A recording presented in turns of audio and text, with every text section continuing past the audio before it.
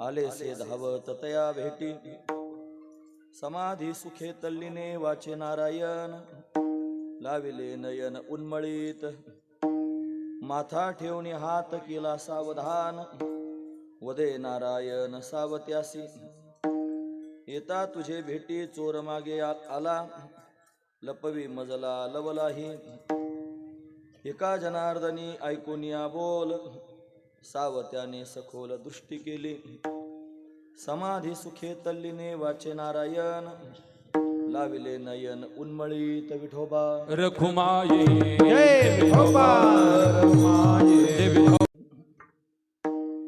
संसारी असोनी जीवनमुक्त भक्त आले से धावत तया भेटी समाधी सुखे तल्लीने वाचे नारायण लावेले नयन उन्मळीत. प्रस्तुत प्रसंगी कीर्तनरूपी सेवेकरिता निवडलेला अभंग जगद्गुरु जगतवंदनीय सर्वांच्या अंतकरणाचं अधिष्ठान असणारे शांतीब्रह्म श्री संत एकनाथ महाराज यांचा 4 चरणांचा 5 चरणांचा आणि श्री संत सावता महाराज यांची महती त्यांचं महात्म्य वर्णन करून सांगणार अशा पद्धतीचा अभंग आहे. या अभंगामध्ये शांतीब्रह्म श्री संत एकनाथ महाराज आपल्याला काय प्रतिपादन करून सांगतात तत्पूर्वी आपण एकदा संतांना नमन करूया. हे श्री संतांची माथा चरणावरी संतांची माथा चरणावरी श्री संतांची माथा चरणावरी माथा साष्टांग हे करी दंडवत साष्टांग हे करी दंडवत साष्टांग हे करी ऐका कमळापती वचन ऐका कमलापती वचन ऐका कमलापती वचन ऐका कमलापती माझी रंगाची रंगाची कर जोडी तो कैसे काली अपना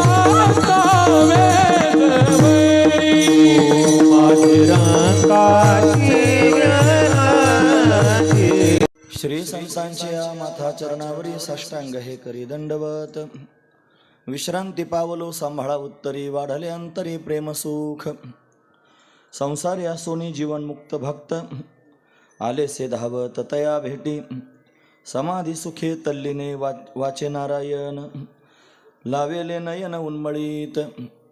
प्रस्तुत प्रतिवर्षीप्रमाणे याही वर्षी संत शिरोमणी श्री सावता महाराज यांच्या पुण्यतिथीनिमित्त 5 दिवसांचा संपन्न होत असणारा आपला हा कीर्तन महोत्सव यातील 4थ्या दिवसाची असणारी बरोबर आहे ना 5व्या दिवसाची 6 दिवसाचा आहे.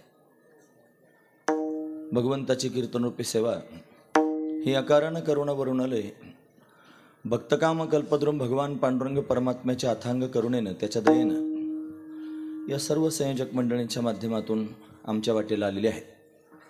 सेवेकरिता निवडलेला अभंग शांतीब्रह्म श्री संत एकनाथ महाराजांचा आहे. अतिशय गोड असणारा अभंग आहे. आदरणीय श्री आमचे सरपंच त्यांनी हा शोधून काढलेला अभंग आहे. संत पंढरीतच त्या दिवशी आल्यानंतर मला म्हणत होते हा अभंग घ्यायचं. म्हणलं आता मी लक्षात कसा ठेवू, तिथं आल्यानंतर द्या. मग त्यांनी चांगल्या पद्धतीने दिला, सगळ्यांनाच दिला. गोड असणारा अभंग आहे. म्हणजे फक्त कीर्तनकारालाच नाही, भजन म्हणणाऱ्या मंडळी नाही दिला आणि श्रोत्यांनाही दिला, पण सर्वांकडे त्यांनी त्याची प्रत आहे. अभंगच बोलेल असा गोड असणारा अभंग आहे. शांतीब्रह्म श्री संत एकनाथ महाराज या अभंगाच्या माध्यमातून आणि श्री संत सावता महाराजांचं वर्णन करून सांगतायत. त्यांचा महिमा सांगतायत. काय सांगतायत? संसारात असून जीवनमुक्त भक्त आहेत श्री संत सावता महाराज. संसारी मनुष्य हा संसारात शेंडी सगट बुडालेला असतो. त्याच्यात राहून जीवनमुक्त होणं एवढं सोपं नसतं. एखाद्यानं ब्रह्मचर्य व्रत धारण केलं आणि सर्व संसार सोडून त्याने जंगलात जाऊन बसतो, त्याच्यानं सुद्धा जीवनमुक्त होणं तेवढं सोपं नसतं. बायका पोरा संसारात राहून जीवनमुक्त असणं फार कठीण आहे. हेच भगवंतानं पाहिलं. भगवान जाणतो सर्वज्ञ आहे ना, त्यानं ते पाहिलं की हा भक्त असा आहे जो संसारात राहून जीवनमुक्त आहे. आपण याला भेटायला गेलं पाहिजे असा विचार करून त्यांनी भगवान धावतच भेट घेण्याकरिता आला. बघा, संसारी असोनी जीवनमुक्त भक्त आले से धावत तया भेटी. जगाचा मालक त्यांनी जगन्नियंता परमात्मा देव स्वतः त्यांनी भेटी करता आले. सावता महाराजांना भेटण्याकरिता परमात्मा प्रत्यक्ष आला. डोळ्याने पाहिलं सावतोबा बसलेले आहेत. कसे बसलेले आहेत? नारायणाच्या नावानं समाधी लागलेली आहे. भगवंताच्या नामाचा घोष, भगवंताच्या नामाचं चिंतन करतायत. वाचेनं भगवंताचं नाम त्यांनी घेता घेता समाधीमध्ये तल्लीन झालेले श्री संत सावता महाराज आहेत. डोळे बंद आहेत, उन्मिलित झालेले आहेत डोळे, म्हणजे अर्धोन्मिलित त्यांनी अवस्था ही समाधीची अवस्था असते. आणि अशा पद्धतीने समाधीत स्थिर झालेले सावता महाराज, अशा सावता महाराजांना आणि नामचिंतनामध्ये तल्लीन झालेलं भगवंतानं स्वतः पाहिलं. समाधी सुखे तल्लीने वाचे नारायण लाविले नयन उन्मळीत. मग काय केलं देवानं? सावता महाराजांना पाहिलं आणि मी आलेलो आहे हे त्याला दाखवून देण्याकरिता भक्ताला मस्तकावर हात ठेवला. माथा ठेवणे हात केला सावधान. सावता, अरे सावधान हो, वदे नारायण सावत्यासे. मस्तकावर हात ठेवला आणि नारायण सावत्याबरोबर त्यांनी बोलू लागला आणि सावधान हो असं त्यांनी म्हणू लागला. हा महत्त्वाचा भाग आहे. म्हणून सावतोबांनी भगवंताला पाहिलं, फार समाधान झालं. प्रत्यक्ष देव भेटण्याकरिता आला.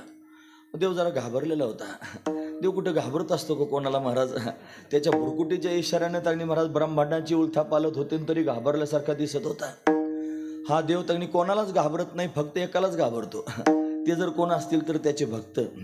त्या भक्तांच्या अहम भक्त पराधीन हा त्याचा नियम आहे महाराज. तो भक्तांच्या अधीन झालेला आहे आणि म्हणून भक्तांना घाबरतो.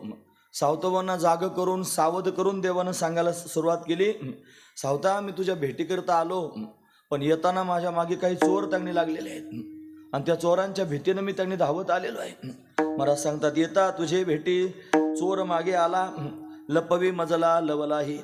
लवलाही म्हणजे घाईघाईने, लवकरात लवकर मला कुठेतरी लपव, माझ्या मागे चोर आलेले आहेत, असं त्यांनी महाराज बोलायला सुरुवात केली. मग सावता महाराजांनी भगवंताकडे पाहिलं, स्मित हास्य केलं आणि अंतर्मुख होऊन त्यांनी विचार करायला सुरुवात केली की आता देवाला कुठं थांबवलं पाहिजे. महत्वाचा विचार आहे. मग तेच नाथ महाराज सांगतात, एका जनार्दनी ऐकून या बोल सावत्याने सखोल दृष्टी केली. मग एखाद्या गोष्टीवर जर आपल्याला बारकाईनं विचार करायचा असला की आपले डोळे आपोआपच लहान होतात बरं का. असं करतो माणूस, मग डोळे लहान करतो आणि मग विचार करतो. तसं सावतोबांनी त्यांनी महाराज डोळे लहान केले आणि मग भगवंताबरोबर संवाद केला.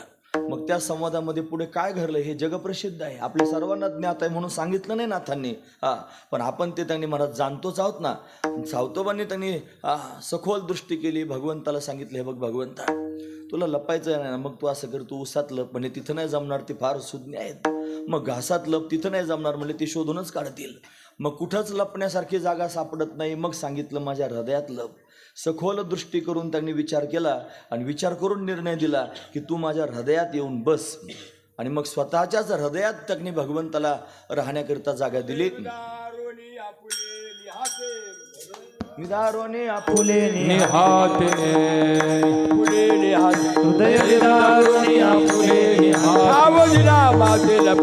स्वतःच्या हातानं स्वतःचं हृदय विदीर्ण केलं म्हणजे फाडलं आणि ठाव दिला. देवाला राहण्याकरिता जागा दिली, लपण्यासाठी जागा दिली. म्हणून देव लपवला हृदयामध्ये, म्हणजे देवाला साठवलं पोटामध्ये. साठविला दाता त्रैलोक्याचा दाताच हृदयामध्ये साठवला. का करता आलं हे सगळं? त्याचं कारण आधीपासूनच साठवण्याची सवय लागली होती. याच्यात द्रौपदातच म्हणलं, समाधी सुखे तल्लीने वाचे नारायण लाविले नयन उन्मळीत. हे नयन उन्मळीत करून काय करीत होते? भगवंताला हृदयात साठवूनच ठेवलेलं होतं ना. जो त्यांनी महाराज ध्यानात आणून साठवण्याचा प्रसंग होता तो प्रत्यक्ष प्रगट झाला. जो प्रत्यक्ष प्रगट झाला तो तसाच धरून हृदयापर्यंत नेला आणि हृदयात नेऊन बसवला. हाच त्यातला भाव आहे. अशा पद्धतीने श्री संत सावता महाराजांनी पुरुषार्थ केला. आणि तो पुरुषार्थ श्री संत शांतीब्रह्म श्री संत एकनाथ महाराज आपल्याला वर्णन करून सांगतायत. असा अभंगाचा सरळ अर्थ पाहण्याचा आपण प्रयत्न केला. विठोबा रखुमाई जय विठोबा जय विठोबा रखुमाई. भक्त आले से धावत तया भेटी समाधी सुखे तल्लीने वाचे नारायण लावेले नयन उन्मळीत. प्रस्तुत दरवर्षी श्री संत सावता महाराजांचा हा सोहळा आपण या ठिकाणी संपन्न करतो. याच्या आधी अनेक वेळेला सेवा करण्याचा योग आला. सगळ्यात आधी ते आनंदभाऊ आहेत बसलेले, मोटरसायकल घेऊन इथं कीर्तनाला आलो होतो आम्ही. खरं सांगतो, तेव्हापासून सेवेकरता त्यांनी येतो आहे. आपल्या सर्वांचं प्रेम आहे. आपण शुद्ध अंतकरणानं भगवंताची सेवा करत आहात आणि म्हणून तिथंच त्यांनी देव आम्हालाही घेऊन जातो. जिथं खरोखर अंतकरणापासून सेवा करतात मंडळी, देव म्हणतो चल, फार प्रेमानं सेवा करतायत. पण अशा पद्धतीनं हा सेवेचा योग जुळून आलेला आहे. सावता महाराजांची पुण्यतिथी आहे आणि अखिल महाराष्ट्रामध्ये, महाराष्ट्राबाहेर सुद्धा आणि सावता महाराजांच्या नावानं सर्व दिगंतामध्ये जयघोष सुरू आहे. आपणही त्याच्यामध्ये सहभागी झालेलो आहोत. हा जयघोष आपण केला पाहिजे. हे त्यांनी साधन आपण केलं पाहिजे. का केलं पाहिजे? त्यांचे आपल्यावर फार उपकार आहेत. संतांचे उपकार आहेत. येथे उपकारासाठी आले घरजा वैकुंठी. केले उपकार सांगू मी काय, केले उपकार सांगू मी काय, बाप न करी ऐसी माय. मायबाप सुद्धा असे उपकार करू शकत नाही जे उपकार या संतांनी आपल्यावर केलेले आहेत. का बरं आपण उपकार ते केले असं म्हणायचं? अहो, जगामध्ये सर्वात श्रेष्ठ प्राप्तव्य जर कोणतं असेल, लक्षपूर्वक ऐका, जगामध्ये सर्वात श्रेष्ठ प्राप्तव्य म्हणजे प्राप्त करून घेण्यात जर योग्य काय असेल तर त्याचं नाव आहे परमात्मा.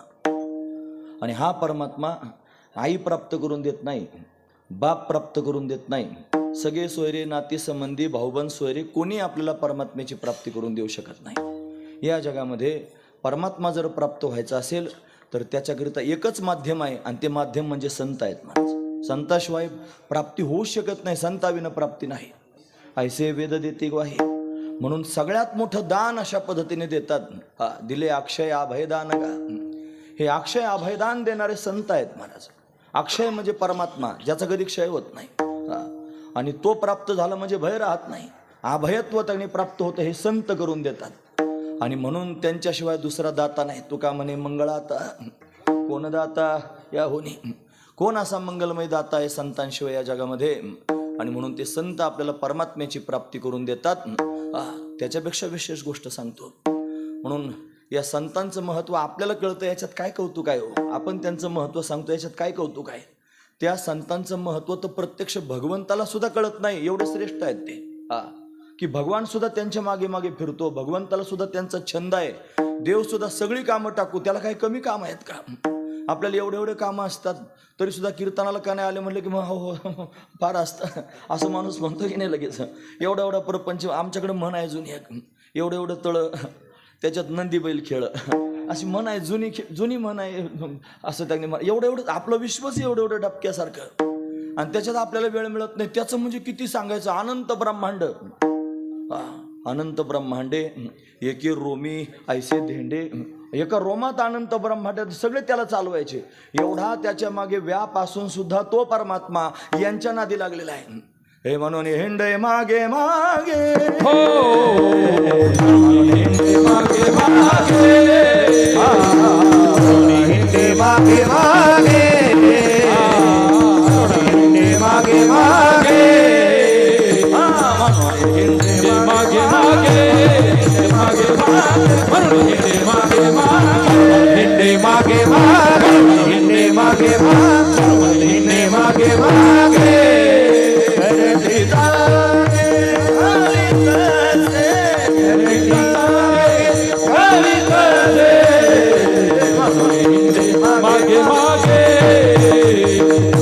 हिंडे मागे मागे घरटी जागे घाली घरटी जागे. म्हणून देव यांच्या मागे फिरतो. नुसतं फिरत नाही, त्याने घिरटी मारली की ते घिरटी मारते, मागे मागेच फिरत राहतो सारखा. म्हणून संतांचे हे सुख झाले या देवा, मनोनी सेवा करीत यांची तेथे माझा काय कोणतो विचार, वर्णावया पार महिमा त्यांचा, त्यांचा काय महिमा वर्णन करून सांगावा. तीर्थ सुद्धा त्यांची इच्छा करतात, तीर्थे त्यांची इच्छा करती नित्यकाळ. व्हावया निर्मळ आपण ओ तीर्थे तया ठाया, तीर्थे तया ठाया, येथे पुनीत भावया, येथे पुनीत भावया.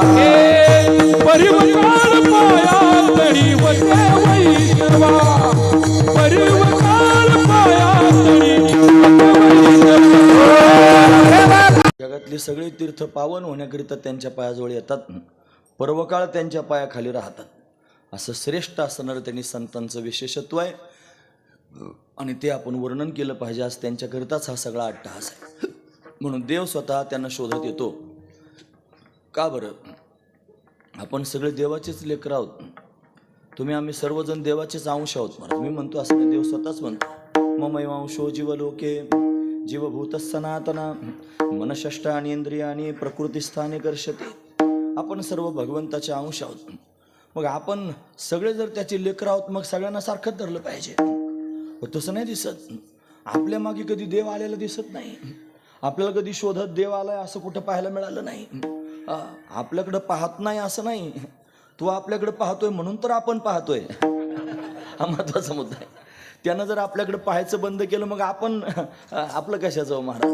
देखवी ऐकवी एक नारायण तया. जेथे जातो तेथे तुम्हाला सांगाती, जेथे जातो तेथे तुम्हाला सांगाती, हे जातो तेथे तुम्हाला सांगाती, हे जातो तेथे तुम्हाला सांगाती.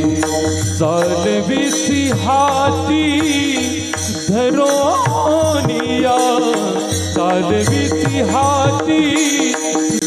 जेथे जातो तेथे तू माझा सांगाती. सगळ्या ठिकाणी देव बरोबरच आहे महाराज. आज कीर्तन 9:30 वाजेपर्यंत चालणार आहे. आज रवी महाराज आहेत, बऱ्याच दिवसातून सापडलेले आहेत. असं द्या, जिथं जाऊ तिथं देव बरोबरच आहे महाराज आपल्या सगळ्यांच्या. इथपर्यंत ठीक आहे, तो पाहतोच आहे आपल्याकडं, पण आपल्या मागे धावत येतो असं नाही म्हणताय. तो आपली जबाबदारी घेतोय म्हणून आपल्या मागे मागे चालतोय. त्यानं आपल्याला जन्माला घातलेला आहे म्हणून त्याला सांभाळणं कर्तव्य आहे. म्हणून तो जन्मल्यापासून मरेपर्यंत, पहिल्या श्वासापासून शेवटच्या श्वासापर्यंत आपल्याला सांभाळतोय. आपले गैरसमज आहेत फार. आपलं वाटतं हे मला सांभाळतंय, ते मला सांभाळतंय, हे मला देतंय, ते सरकार मला 1,500 रुपये महिन्याला देतंय. गैरसमज आहे हा. महत्त्वाचा मुद्दा आहे. सरकारला बुद्धी देणारा तोच आहे. हे लक्षात घेतलं पाहिजे. लक्षात घेण्यासारखी पॉईंट मी तुम्हाला सांगतोय. म्हणून तो देतो म्हणून आपण खातो. आम्ही काय कोणाचे खातो रे? तो राम आम्हाला देतो रे. म्हणून त्यांनी प्रारब्ध पहिले रचा, पिछे रचा शरीर, तुलसी चिंता केव करे, भजले शरीर घुबीर. आधी प्रारब्धाची फाईल तयार केली देवानं, शेवटच्या श्वासापर्यंत सगळी तरतूद केली, मग आपल्याला पाठवलेलं आहे. म्हणून तोच आपली सगळी त्यांनी तरतूद करतो. पण तरतूद करतो म्हणजे आपले मागे मागे धावतो असं नाही. का बरं मागे मागे धावत नाही? मागे धावण्यासारखं आहेच काय आपल्याकडं? महत्वाचा मुद्दा आहे. लोक धावतात ना, कोणाच्याही मागे धावतात. आपण पाहतो ना, धावपळ लोकांची चालूच असते. पण ही धावणारी लोक का धावतात त्याचं कारण पण तेवढंच आहे महाराज. एक म्हण आहे बाजारातली, म्हणजे काय, असतील शिते तर जमतील भूते. शीता असल्याशिवाय भूत कसे जमतील? म्हणजे भूत जमा होतात हे फक्त शीतांकरताच जमा होतात ना. महत्वाचा मुद्दा आहे. हे जे धावणारे लोक आहेत की नाही, हे काहीतरी अपेक्षेने धावतात. हा महत्वाचा मुद्दा आहे. देव सुद्धा धावतो. देवाला सुद्धा त्यांनी धावावं असं वाटतं. आताच आपण प्रमाण ऐकलं, म्हणून हिंडे मागे मागे घिरटी जागे घालीत असे. आता तो धावतो म्हणजे त्याला पण काहीतरी अपेक्षा असणार म्हणूनच धावतो. आता त्याला ज्या गोष्टीची अपेक्षा आहे ती गोष्ट जर आपल्याकडे असती तर कदाचित आपल्या मागे पण धावला असता. महत्वाचा मुद्दा आहे. ते आपल्याकडे नाही ना महाराज, ते ज्यांच्याकडे आहे त्यांच्या मागे धावतो. म्हणून आपलं उलट आहे. शीताची गरज आपल्याला आहे म्हणून आपण धावतो कुठे? देवाच्या मागे धावतो. आणि या अभंगामध्ये लोकोत्तर बोलणं आहे. लोकोत्तर म्हणजे काय? लोकांचा प्रवाह एका दिशेनं चाललेला आहे आणि अभंगातलं वर्णन दुसऱ्या दिशेनं चाललेलं आहे. सरळ सरळ मुद्दा आहे महाराजा. लोकांचा प्रवाह कुठं चालला? भगवंताची प्राप्ती करायची, भगवंताचं दर्शन प्राप्त करून घ्यायचं, भगवंताकडे काहीतरी मागायचं, त्याच्याकडून काहीतरी मागून आपल्या इच्छा पूर्ण करून घ्यायच्या, असा सगळ्यांचा अट्टहास आहे.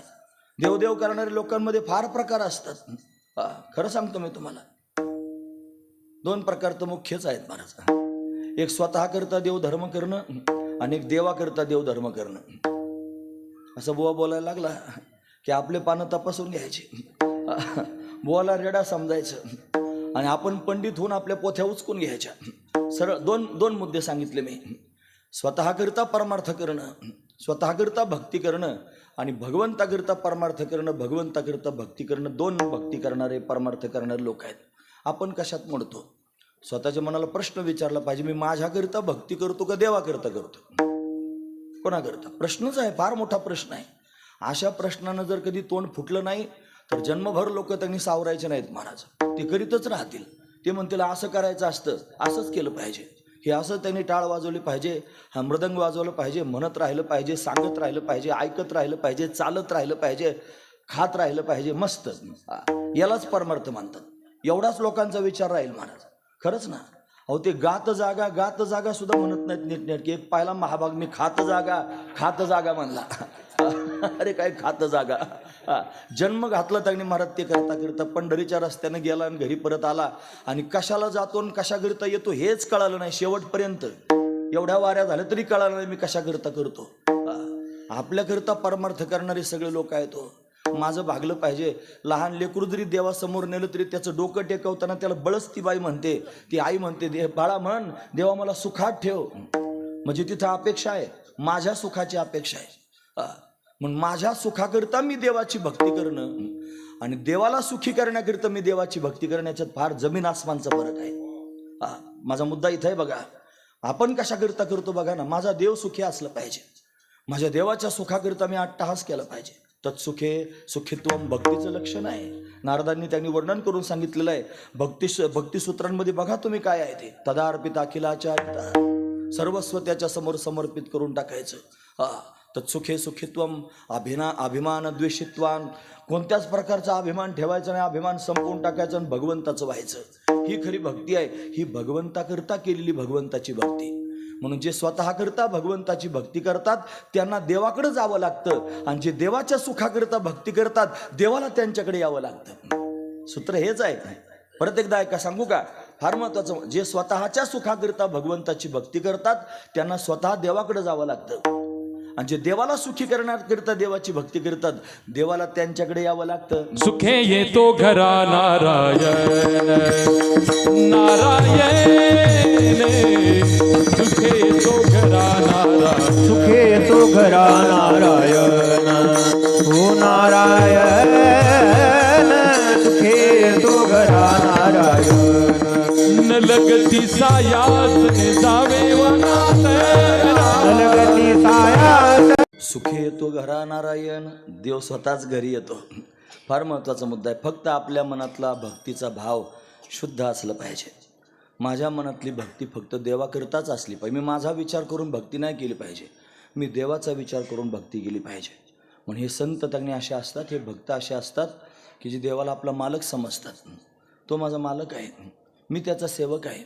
माझं जीवन त्याची सेवा म्हणून त्यांनी मला प्राप्त झालेलं आहे. मला प्राप्त झालेले जे सगळे कर्म आहेत ते सगळेचे सगळे कर्म मी तदार्पित अखिल आचारित या भूमिकेत जाऊन करतो आहे आणि भगवंताचा दास म्हणून अशा पद्धतीने मी जगतो आहे आणि भगवंताचं चिंतन करतो आहे. असा जर त्याच्या संसारात राहून भगवंताचं चिंतन करीत राहिला, संसाराची कोणत्याच प्रकारची अपेक्षा न करता साक्षी भावानं, तर देवसुद्धा अशा भक्तांना विशेष महत्त्व देतो आणि त्याला देवापर्यंत जाण्याची गरज पडत नाही. देव त्याची दखल घेतो आणि स्वतःच त्याच्यापर्यंत धावत येतो. म्हणून संसारात राहून अशी भक्ती करता येते.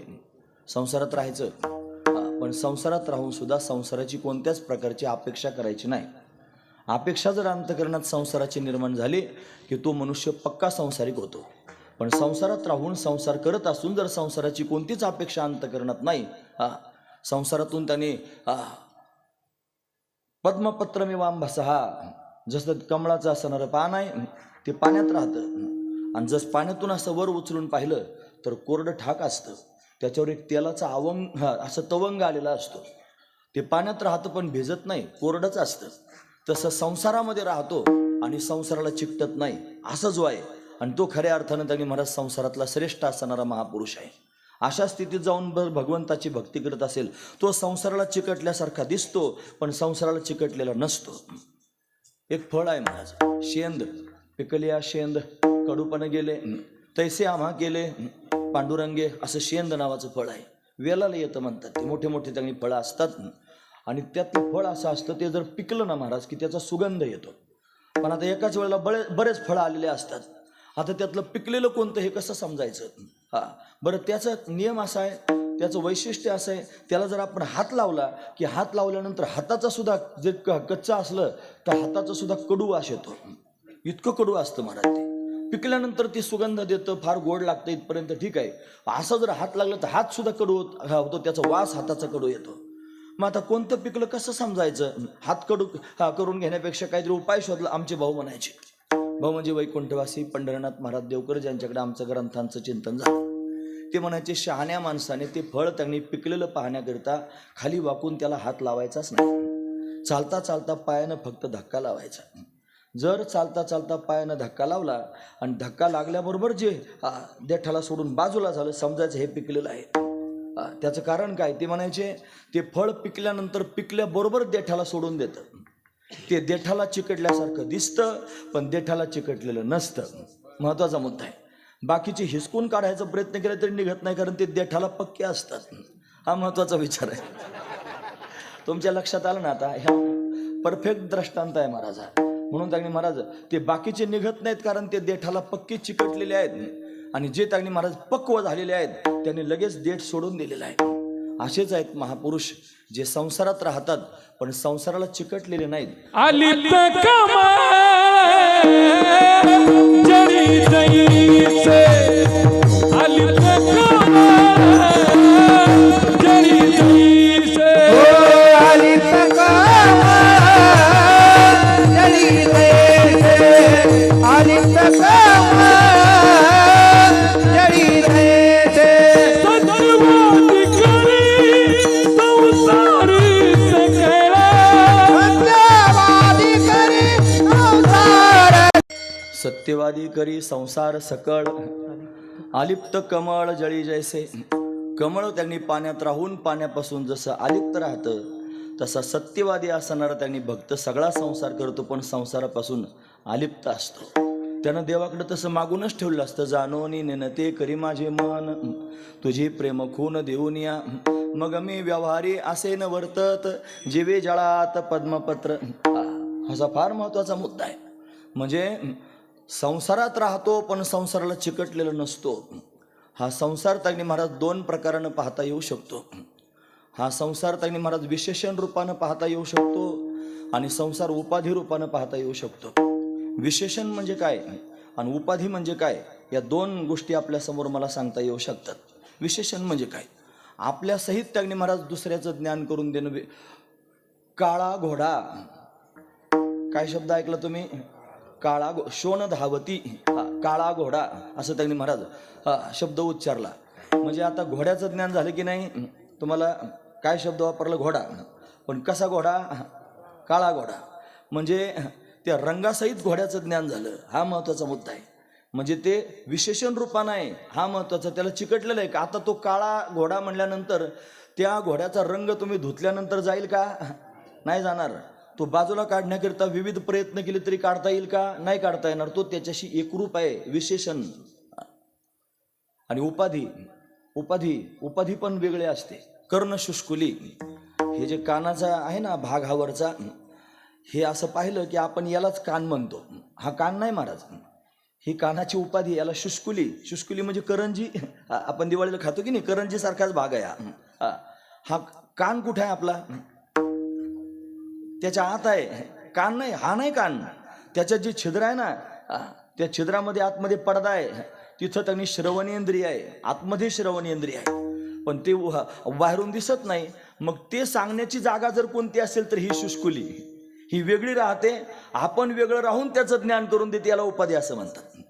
म्हणजे त्याच्याबरोबरच आहे पण त्याच्यापेक्षा वेगळे आहे. हा महत्वाचा मुद्दा. आणि काही त्याच्याबरोबर आहेत आणि त्याला चिकटलेले आहेत. तसा संसारमध्ये ठेवायचा. आणि दोन लोक पाहिजे, एक संसाराला चिकटलेले आणि एक संसाराला सोडून संसारात राहणारे. आता आपण कशात आहोत असं तपाशीत राहायचं बरं लगेच. असं लगेच तपाशीत राहायचं. म्हणजे एकाला संसार हा बंधन करतो, अनेक संसारातून मुक्त होतो. सरळ गोष्ट आहे. एकाला संसार बंधन करतो, संसाराच्या बंधनात आपण अडकलेलो आहोत हे सुद्धा त्याला कळत नाही. महाराज मी बांधलेलो आहे, मी पाश मला त्यांनी बांधलेले आहेत हे सुद्धा त्याला कळत नाही. दिसत नाहीत पाश, पण बांधल्याशिवाय राहत नाहीत.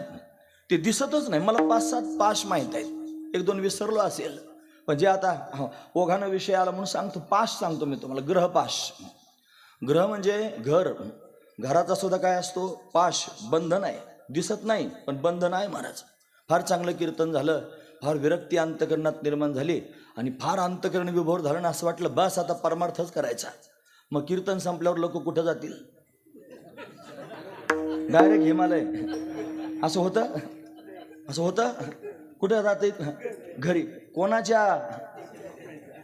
त्याच्या पुढचा मुद्दा, आपल्याच घरी जातील. ते दुसऱ्याच्या सुद्धा घरात घुसणार नाही, आपल्याच घरी.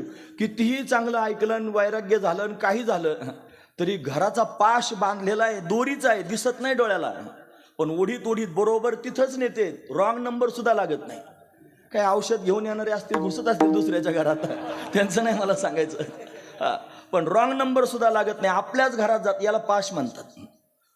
दारा पाश. दारा म्हणजे पत्नी.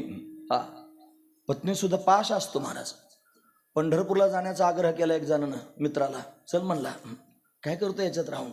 फार अट्टहास केला, येतच नव्हतं. बळच घोड्यावर बसवला. बळत त्यानं आपली पडशी पता घेतली, निघायला लागला. आणि घराच्या बाहेर त्यानं पाऊल टाकलं. आता कधी देव माहीत नाही, धर्म माहीत नाही. मित्रानं घोड्यावर बसवला होता. बायको बोळवण करायला आली. ती चौकटीतच उभी राहिली, ती नाही बाहेर आली. असे 2 हात चौकटीला लावले. ती लक्ष्मणाची उर्मिला राहिली होती ना, असे 2 हात चौकटीला लावून जसं काय ती 10-15 दिवस याला परत येऊस तर अशीच उभी राहणार आहे. आणि असा बाहेर पडला पिशव्या घेऊन. आणि बाहेर पडल्यानंतर परत सहज मागे वळून पाहिलं, तिथंच उभी होती. तिचे डोळे डबडबले होते आणि हळूच तिच्या तोंडातून शब्द बाहेर पडला, चालले होय, एवढंच म्हणले. त्याच्या हातातल्या पिशव्या कधी पडल्या त्याला कळालं सुद्धा नाही. माझं याला पाश म्हणायचं. न बोलताच पिशव्या पडल्या, याला दारा पाश म्हणायचं. असे फार पाश आहेत महाराज. पुत्रपाश. पुत्रपाश म्हणजे मुलाला किती महत्व दिलं पाहिजे. पुत्रपाश. केवढ्या बलदंड असू द्या, महाराष्ट्र केसरी असा त्यांनी महाराज बलदंड असणारा पहिलवान असू द्या. आणि घराच्या बाहेर जाण्याकरिता निघाला आणि पोरानं जर धोतर धरलं आणि धोतर धरून त्यांनी ओढायला सुरुवात केली. काय रे बाळा, काय लागतं? बाबा मला घोडा. घोडा तो महाराष्ट्र हिंद केसरी, जाऊ द्या त्याच्यापेक्षा मोठा. लगेच वागतो. ती पोरग पाठीवर घेतो, लगेच टुकडुक टुकडुक टुकडुक टुकडुक. असे फार घोडे आहेत महाराज. खरं सांगतो मी, हे पुत्रपाश आहे. हा पाश आहे. खोटं बोलत नाही मी तुमच्या समोर. ही वस्तुस्थिती आहे, पण लोक कबूल करीत नाहीत. सगळे लोक असे गुंतलेले आहेत, हे बांधलेले आहेत, संसारात आहेत आणि विशेषण रूपानं संसार चिकटून घेतलेला आहे. ते संसाराला माझं म्हणतात, मी म्हणतात. देव म्हणतो अहम ममतेची नलबड सवडी, माते नपवतीची बापुडी, म्हणून जन्म मरणाची दुथडी ढवळी ती ठेली. या संसाराला त्यांनी अंतकरणाला लिगटून घेतलेला आहे. ते बंधनात आहेत महाराज, मुक्त नाहीत. पण जो संसारात राहतो आणि संसारात राहून त्यांनी महाराज मगा दिलेल्या प्रमाणांप्रमाणे सत्यवादी करी संसार सगळ. आणि कमळ जसं त्यांनी पाण्यातून वेगळं राहतं तसं तो त्याच्यातून मुक्त झालेला आहे. म्हणजे संसारात राहून संसारापासून जो मुक्त झालेला आहे त्याला जीवनमुक्त म्हणत जावं. फार महत्वाचा विचार आहे जीवनमुक्त. तुम्ही ऐकतात ना पण सर्वजण. मुक्त होणं म्हणजे काय प्रश्न आहे सगळ्यात मोठा. मुक्ती प्राप्त करणं. मनुष्य जन्म कशाकरिता प्राप्त झाला, निबंध लिहा. असं तुम्हाला कागद दिला, पेन दिला आणि सांगितलं एवढ्या एवढ्या वळीचा निबंध लिहा, मनुष्य जन्म कशाकरिता प्राप्त झाला. आमच्या गुरुजीने, आम्ही ज्या वेळेला गेलो त्यांच्याकडे स्वामीजींकडे, त्यावेळेला एक कागद पेन घ्यायला लावला आणि मला सांगितलं लिही तुला काय पाहिजे. खरं सांगतो बरं, काय पाहिजे तू लिही. मग आता काय पाहिजे, आता मला थोडं बाजूला करा आणि असं समजा तुम्ही आहात, थोडं मला बाजूलाच ठेव, जाऊ द्या. तुम्ही सगळेजण असा विचार करा मीच आहे आणि तुम्हाला सांगितलंय कागद पेन देऊन लिहा आता तुम्हाला काय काय पाहिजे. आणि जे लिहिलंय दुसऱ्याला दाखवायचं नाही, आपण आपलंच पाहायचं. आणि आपण आपलं पाहायचं आणि पाहायला लागल्यानंतर पुन्हा त्याने प्रश्न विचारला की तू जेवढं लिहिलंच ना त्याच्यामध्ये, मला हे पाहिजे, मला हे पाहिजे, त्याच्यामध्ये शाश्वत काय काय आहे आणि त्याच्यामध्ये अशाश्वत काय काय आहे. लक्षात घेण्यासारखा मुद्दा आहे. माझ्या शब्दांकडे जर लक्ष द्याल तर हे शब्द कल्याणकारी आहेत महाराज. लक्षात ठेवा मी काय सांगतो. माणूस जागा झाला पाहिजे आणि त्याने स्वतःच्या मनाला प्रश्न विचारला पाहिजे, कशाकरता जगतोस, तुला काय पाहिजे, तुझं जीवन कशाकरता तुला मिळालं, तू कुठं घेऊन चाललास ही जीवनाची गाडी, तुला याच्यातून मिळवायचंय काय. बरेच लोक असे सापडतात, काहींचं जीवन धना करता, काहींचं माना करता, काहींचं प्रतिष्ठे करता, काहींचं वैभवा करता, काहींचं संपत्ती करता, कोणाचं बायको करता, कोणाचं मुला करता, कोणाचं सगळ्या जगा करता. याच्याकरता जगणारी माणसं संसारामध्ये त्यांनी पाहायला मिळतात. अरे याच्याकरता जगणारे काय खरंच जगतात का? यांना जीवन जगता येतं का? खरं सांगा. हे याच्याकरता मिळालंय का जीवन? नाही, हे जीवन याच्याकरता मिळालेलं नाही. हे जीवन जर मिळालं असेल तर देवे दिला देह भजना गोमटा. सर्व मिथ्या हे जाणून शरण रिघा देवासी, मिथ्या हे जाणून शरण रिघा देवासी. हे सर्व मिथ्या हे जाणून चरण रिघा देवाची, मिथ्या हे जाणून चरण रिघा देवा. हो धनदारा पुतळे रे पिचून सर्व मिथ्या हे जाणून शरण रिघा देवासी.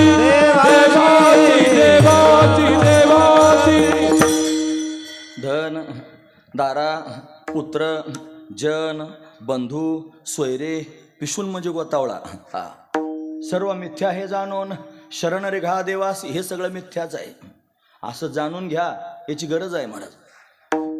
आजपर्यंत जर आपल्या मनामध्ये फक्त हेच मिळवण्याचा संकल्प असला तर मी हात जोडून विनंती करतो, याच्याकरिता तुम्ही जन्माला आलेले नाहीत. मी कशाला जन्माला आलात तुम्ही? त्याची कारण आहे. दिले इंद्रिय हात पाय कान, डोळे मुख बोलाय वचन, जेणे तू जोडसी नारायण.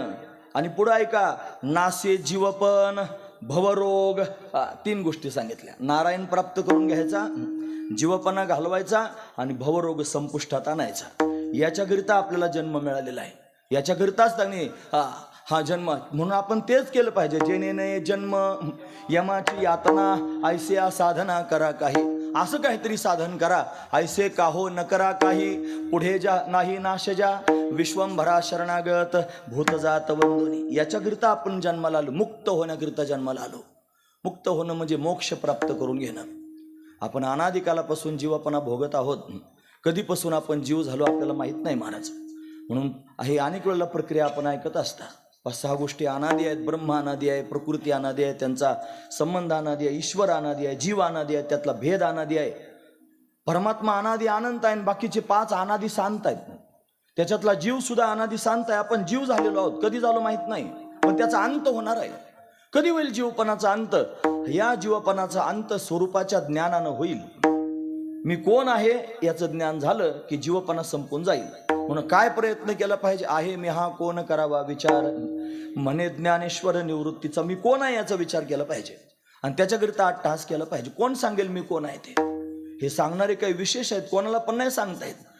ती संत सांगतात, मी तो वासुदेव तत्वता, कळो येईल विचारिता, आहे ठाऊक सभागिया संता, नाही अनिक दुजा मागुता गा. दुसरा कोणीच सांगू शकत नाही. संत सांगतात, आपल्या स्वरूपाचं ज्ञान सांगतात. ते सांगतात, देवची बरे देवची बरे, तुका म्हणे खरे तुम्ही, अमरहा खरे की पहा खोटे हे, न म्हणा देह माझा ऐसा, मग भरवसा कळेल.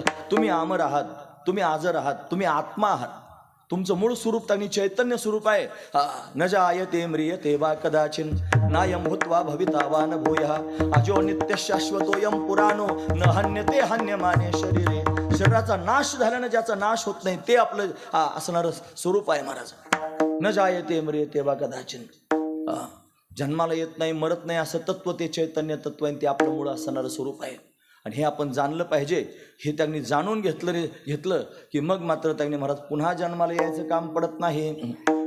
मग जन्म मरणाची परंपरा जिथं संपते तिथं मोक्ष स्वरूपाची प्राप्ती झालेली असते. कारण सहवर्तमान जगताची निवृत्ती आणि ब्रह्मस्वरूपाची प्राप्ती याचं नाव आहे मोक्ष.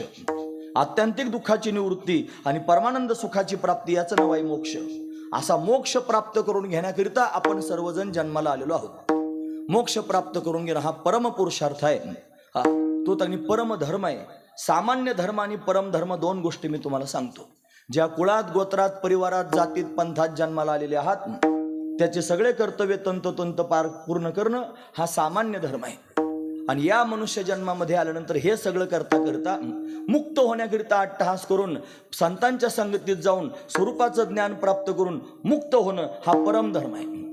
मग परमधर्माच्या प्राप्तीकरिता जर तुम्हाला सामान्य धर्म टाकून द्यायची वेळ आली तरी चालेल, पण परमधर्माकरिता अट्टहास करायचं नसलं कळालं तर ही प्रक्रिया मी परत एकदा सांगतो, लक्षपूर्वक ऐका. तुम्ही ज्या कुळात गोत्रात परिवारात जन्माला आलेले आहात त्याच्याविषयी तुमचे जे कर्तव्य आहेत ते कर्तव्य तुम्ही त्यांनी करणं हा तुमचा सामान्य धर्म आहे.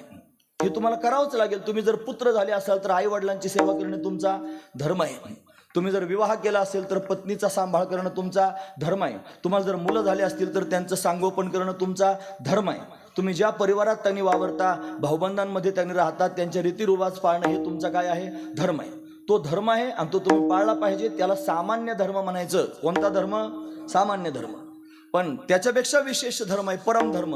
तो म्हणजे मनुष्य शरीर प्राप्त झाल्यानंतर जसा सामान्य धर्म तुम्ही सांभाळणार तसा परमधर्म असा आहे की परमात्म्याची प्राप्ती करून घेणं, मोक्ष स्वरूपाची प्राप्ती करून घेणं हा परमधर्म आहे. आयुष्याच्या साधने, आयुष्याच्या साधने, आयुष्याच्या साधने, आयुष्याच्या साधने, सच्चिदानंद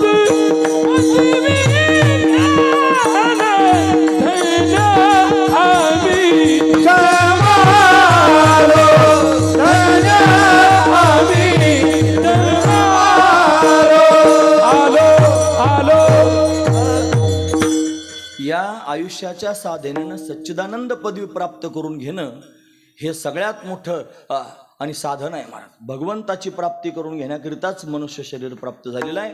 हा परमधर्म आहे. आणि पुढं ऐका, आणखी महत्वाचं आहे ते एवढं सांगून नाही थांबायचं, त्याच्या पुढचा महत्वाचा मुद्दा आहे. हा परमधर्म प्राप्त करून घेणे हेच विशेष आहे. हा परमधर्म प्राप्त करून घेत असताना जर सामान्य धर्म आडवा पडत असला, परमधर्म प्राप्त करून घेत असताना सामान्य धर्म जर आडवा पडत असला तर सामान्य धर्माला तिथंच सोडून द्यायचं आणि परमधर्माला प्राधान्य द्यायचं. येईल देता देवाची प्राप्ती करणं परमधर्म आहे आणि बायका पोरं सांभाळणं सामान्य धर्म आहे. मग देवाच्या प्राप्तीमध्ये जर बायका पोरं आडवे आले तर सोडून देता येतील? आता कळाल तुम्हाला. मगाचं जड जात होतं, असं सोपं बघा तुम्ही. देवाची प्राप्ती हा परमधर्म आणि बायका पोरं सांभाळणं हा सामान्य धर्म संसारातला. मग देवाच्या प्राप्तीमध्ये जर बायका पोरं आडवे आले तर बायका पोरं बाजूला करण्याची धमक आहे आपल्यात असेल तर फार ना असू शकते ना महाराज. असू आहे म्हणून तर आपण त्यांच्याकरता जमलं, त्यांचंच सांगतोय मी हे सगळं. हा महत्वाचा मुद्दा आहे. हे सगळं सोडता आलं पाहिजे. बरं उदाहरण सांगतो. बायकोचं बाळणपण होतं कोणाच्या? चोखोबरायांच्या.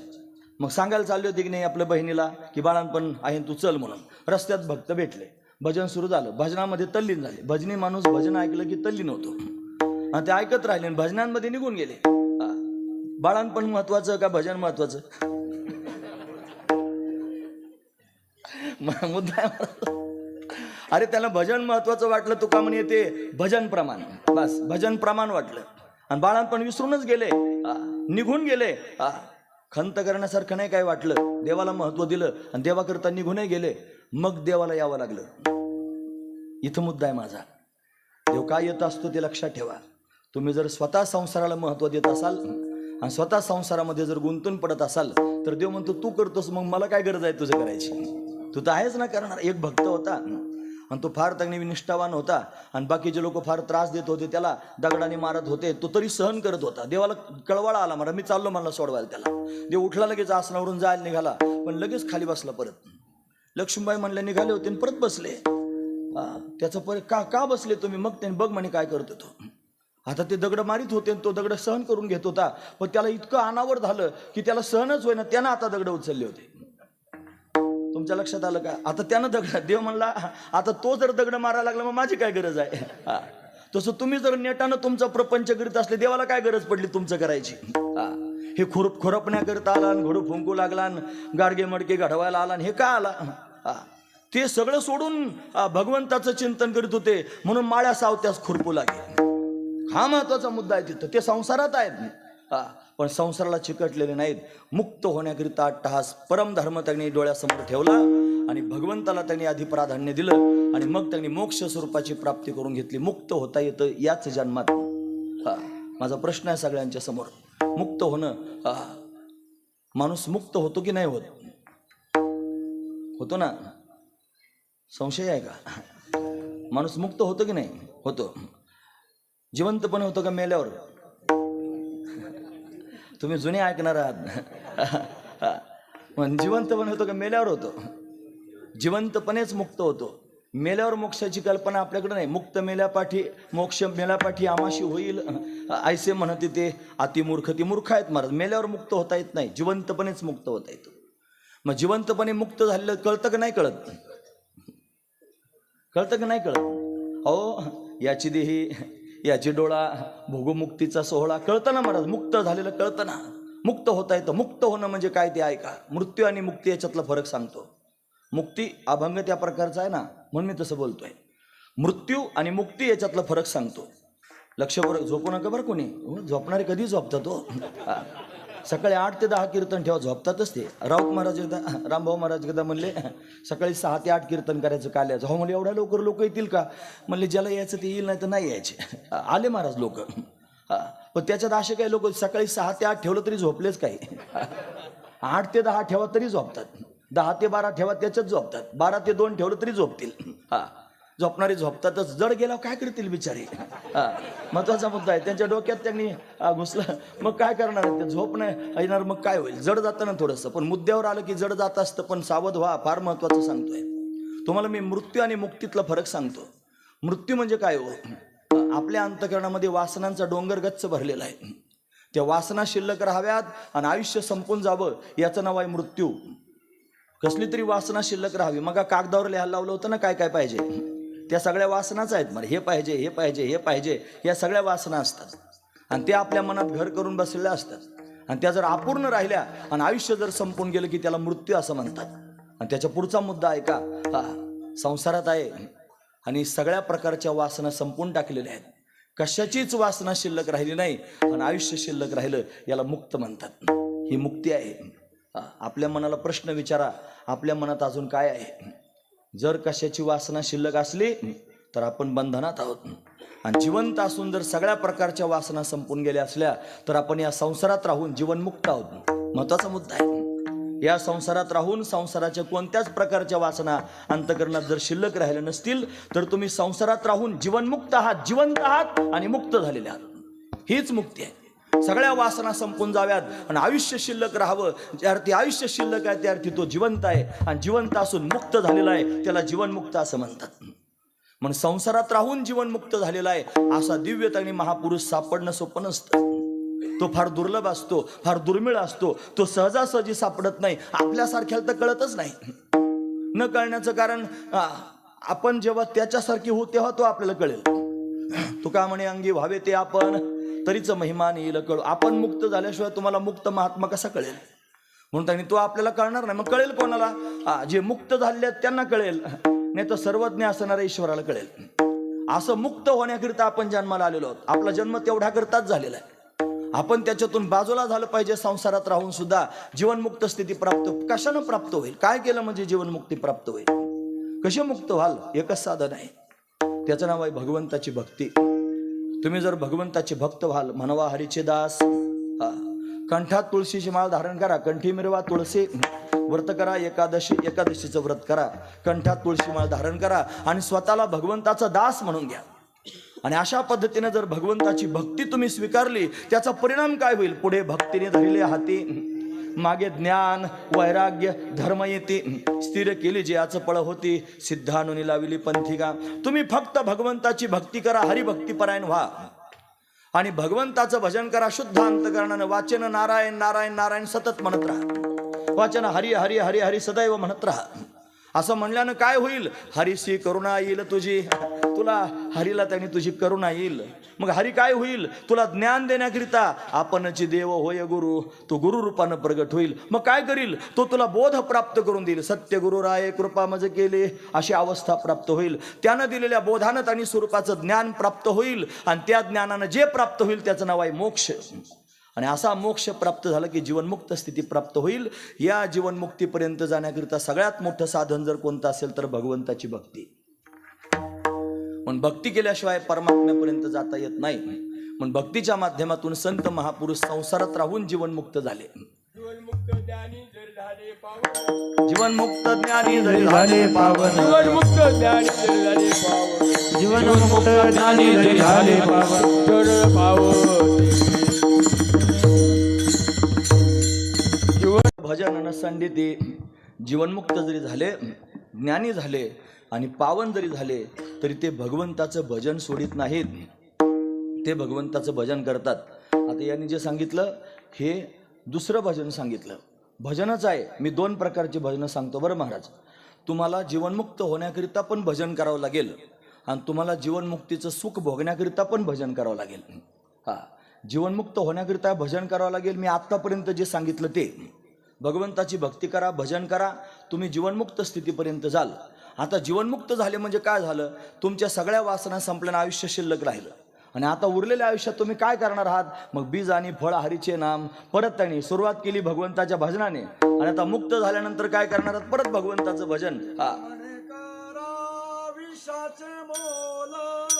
तुका म्हणे करा विषाचे मोल, म्हणे करा विषाचे मोल, तुका म्हणे करा विषाचे मोल, नकावे तू बोल नामावे, नकावे तू बोल नामावे, नकावे तू बोल नामावे, नकावे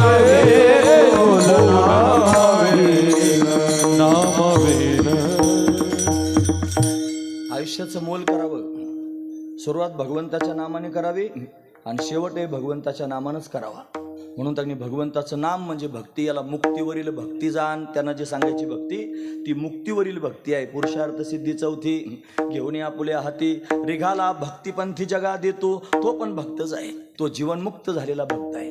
संसारात आहे, संसारात राहून जीवनमुक्त झालेला आहे आणि जीवनमुक्त होऊन भगवंताची भक्ती करतोय म्हणून भगवंताला प्रिय आहे महाराज. यावर ही पार्था जो माझी या भजनी असता, तया ते मी माथा मुकुट करी. भगवान म्हणतो यावरही जो त्यांनी संसारात आहे आणि संसारात असून जीवनमुक्त झालेला आहे आणि जीवनमुक्त झाला म्हणजे काहीच कर्तव्य शिल्लक राहिलं नाही तरी माझी भक्ती करतोय, त्याला मी माझ्या डोक्यावरचा मुकुट करतो. हा त्यातला भाव आहे. देव स्वतः त्याला डोक्यावर घेऊन नाचतो. देवाला त्याच्याकडे त्यांनी महाराज अशा पद्धतीने धावत जावंसं वाटतं. देवाला त्याची भेट घेण्याकरिता जावंसं वाटतं आणि म्हणून देव त्यांनी महाराज सदैव त्यांची इच्छा करीत राहतो. नावडे वैकुंठ शेषाचे शयन, वैष्णव सदन आवड. ज्या सुखा काय रे देव वेडा भला, ज्या सुखा काय रे देव वेडा भला, वैकुंठ सोडून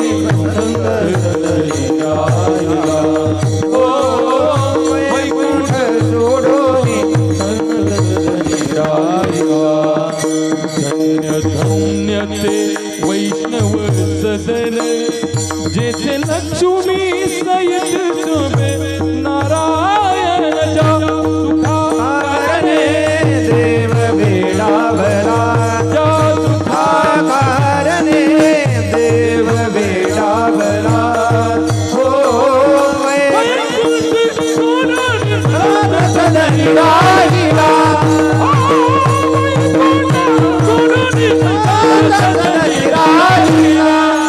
सदनी राहिला, वा छान आहे ना. ऐकायला असं वाटतं असं म्हणत राहावं सारखं. आपण ऐकत राहावं. या सुखा कारणे देव वेडावला, वैकुंठ सोडून संत सदनी राहिला. का सुख भेटलं? ते भक्त झाले म्हणून. मग भक्त नाहीत का जगात? पण ते सामान्य भक्त नाही, ते संसारात आहेत आणि संसारात असून जीवनमुक्त झालेले आहेत आणि जीवनमुक्त होऊन भगवंताची भक्ती करत आहेत म्हणून देव त्यांच्या मागे धावतो महाराज म्हणतात. म्हणा ना मग. संसारी सोनी जीवमुक्त भक्त हो, संसारी सोनी जीवमुक्त भक्त, संसारी जीवनमुक्त भक्त, संसारी जीवमुक्त भक्त.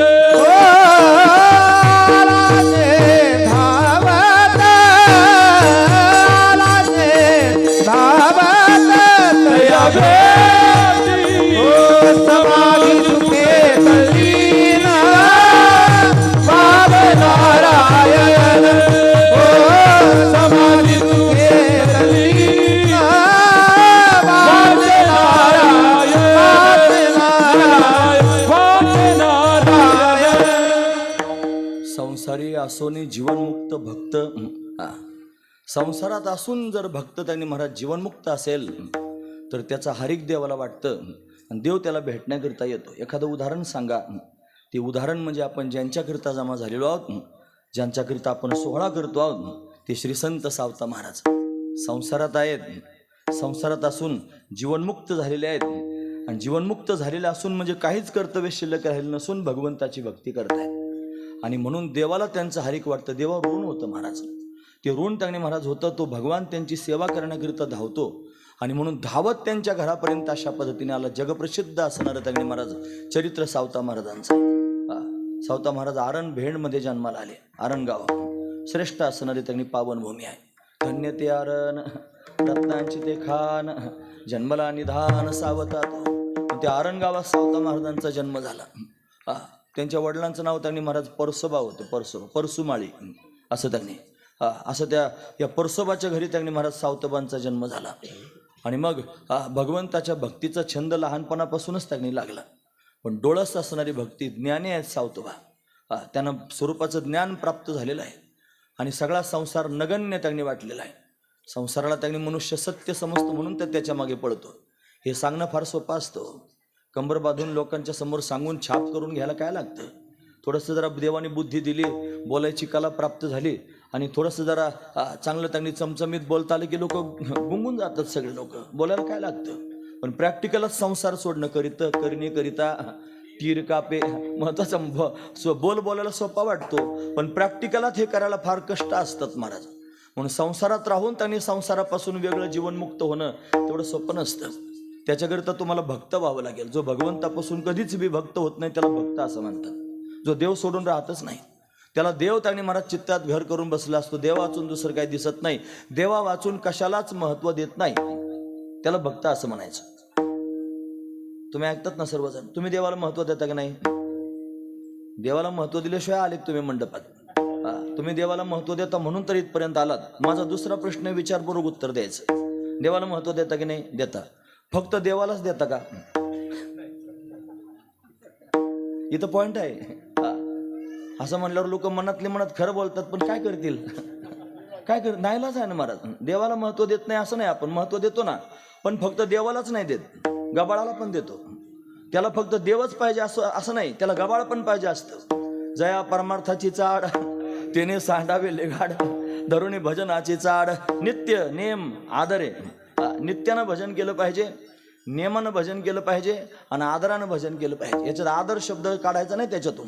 नाही तर नित्यानं भजन करणारे, नियमानं भजन करणारे लोक फार आहेत पण आदर नसला का फुगीरपणा निर्माण होतो. मी भजन करतो असा फुगीरपणा जर पोटात तयार झाला, मी भजन करतो, देव म्हणतो येऊच नको तू.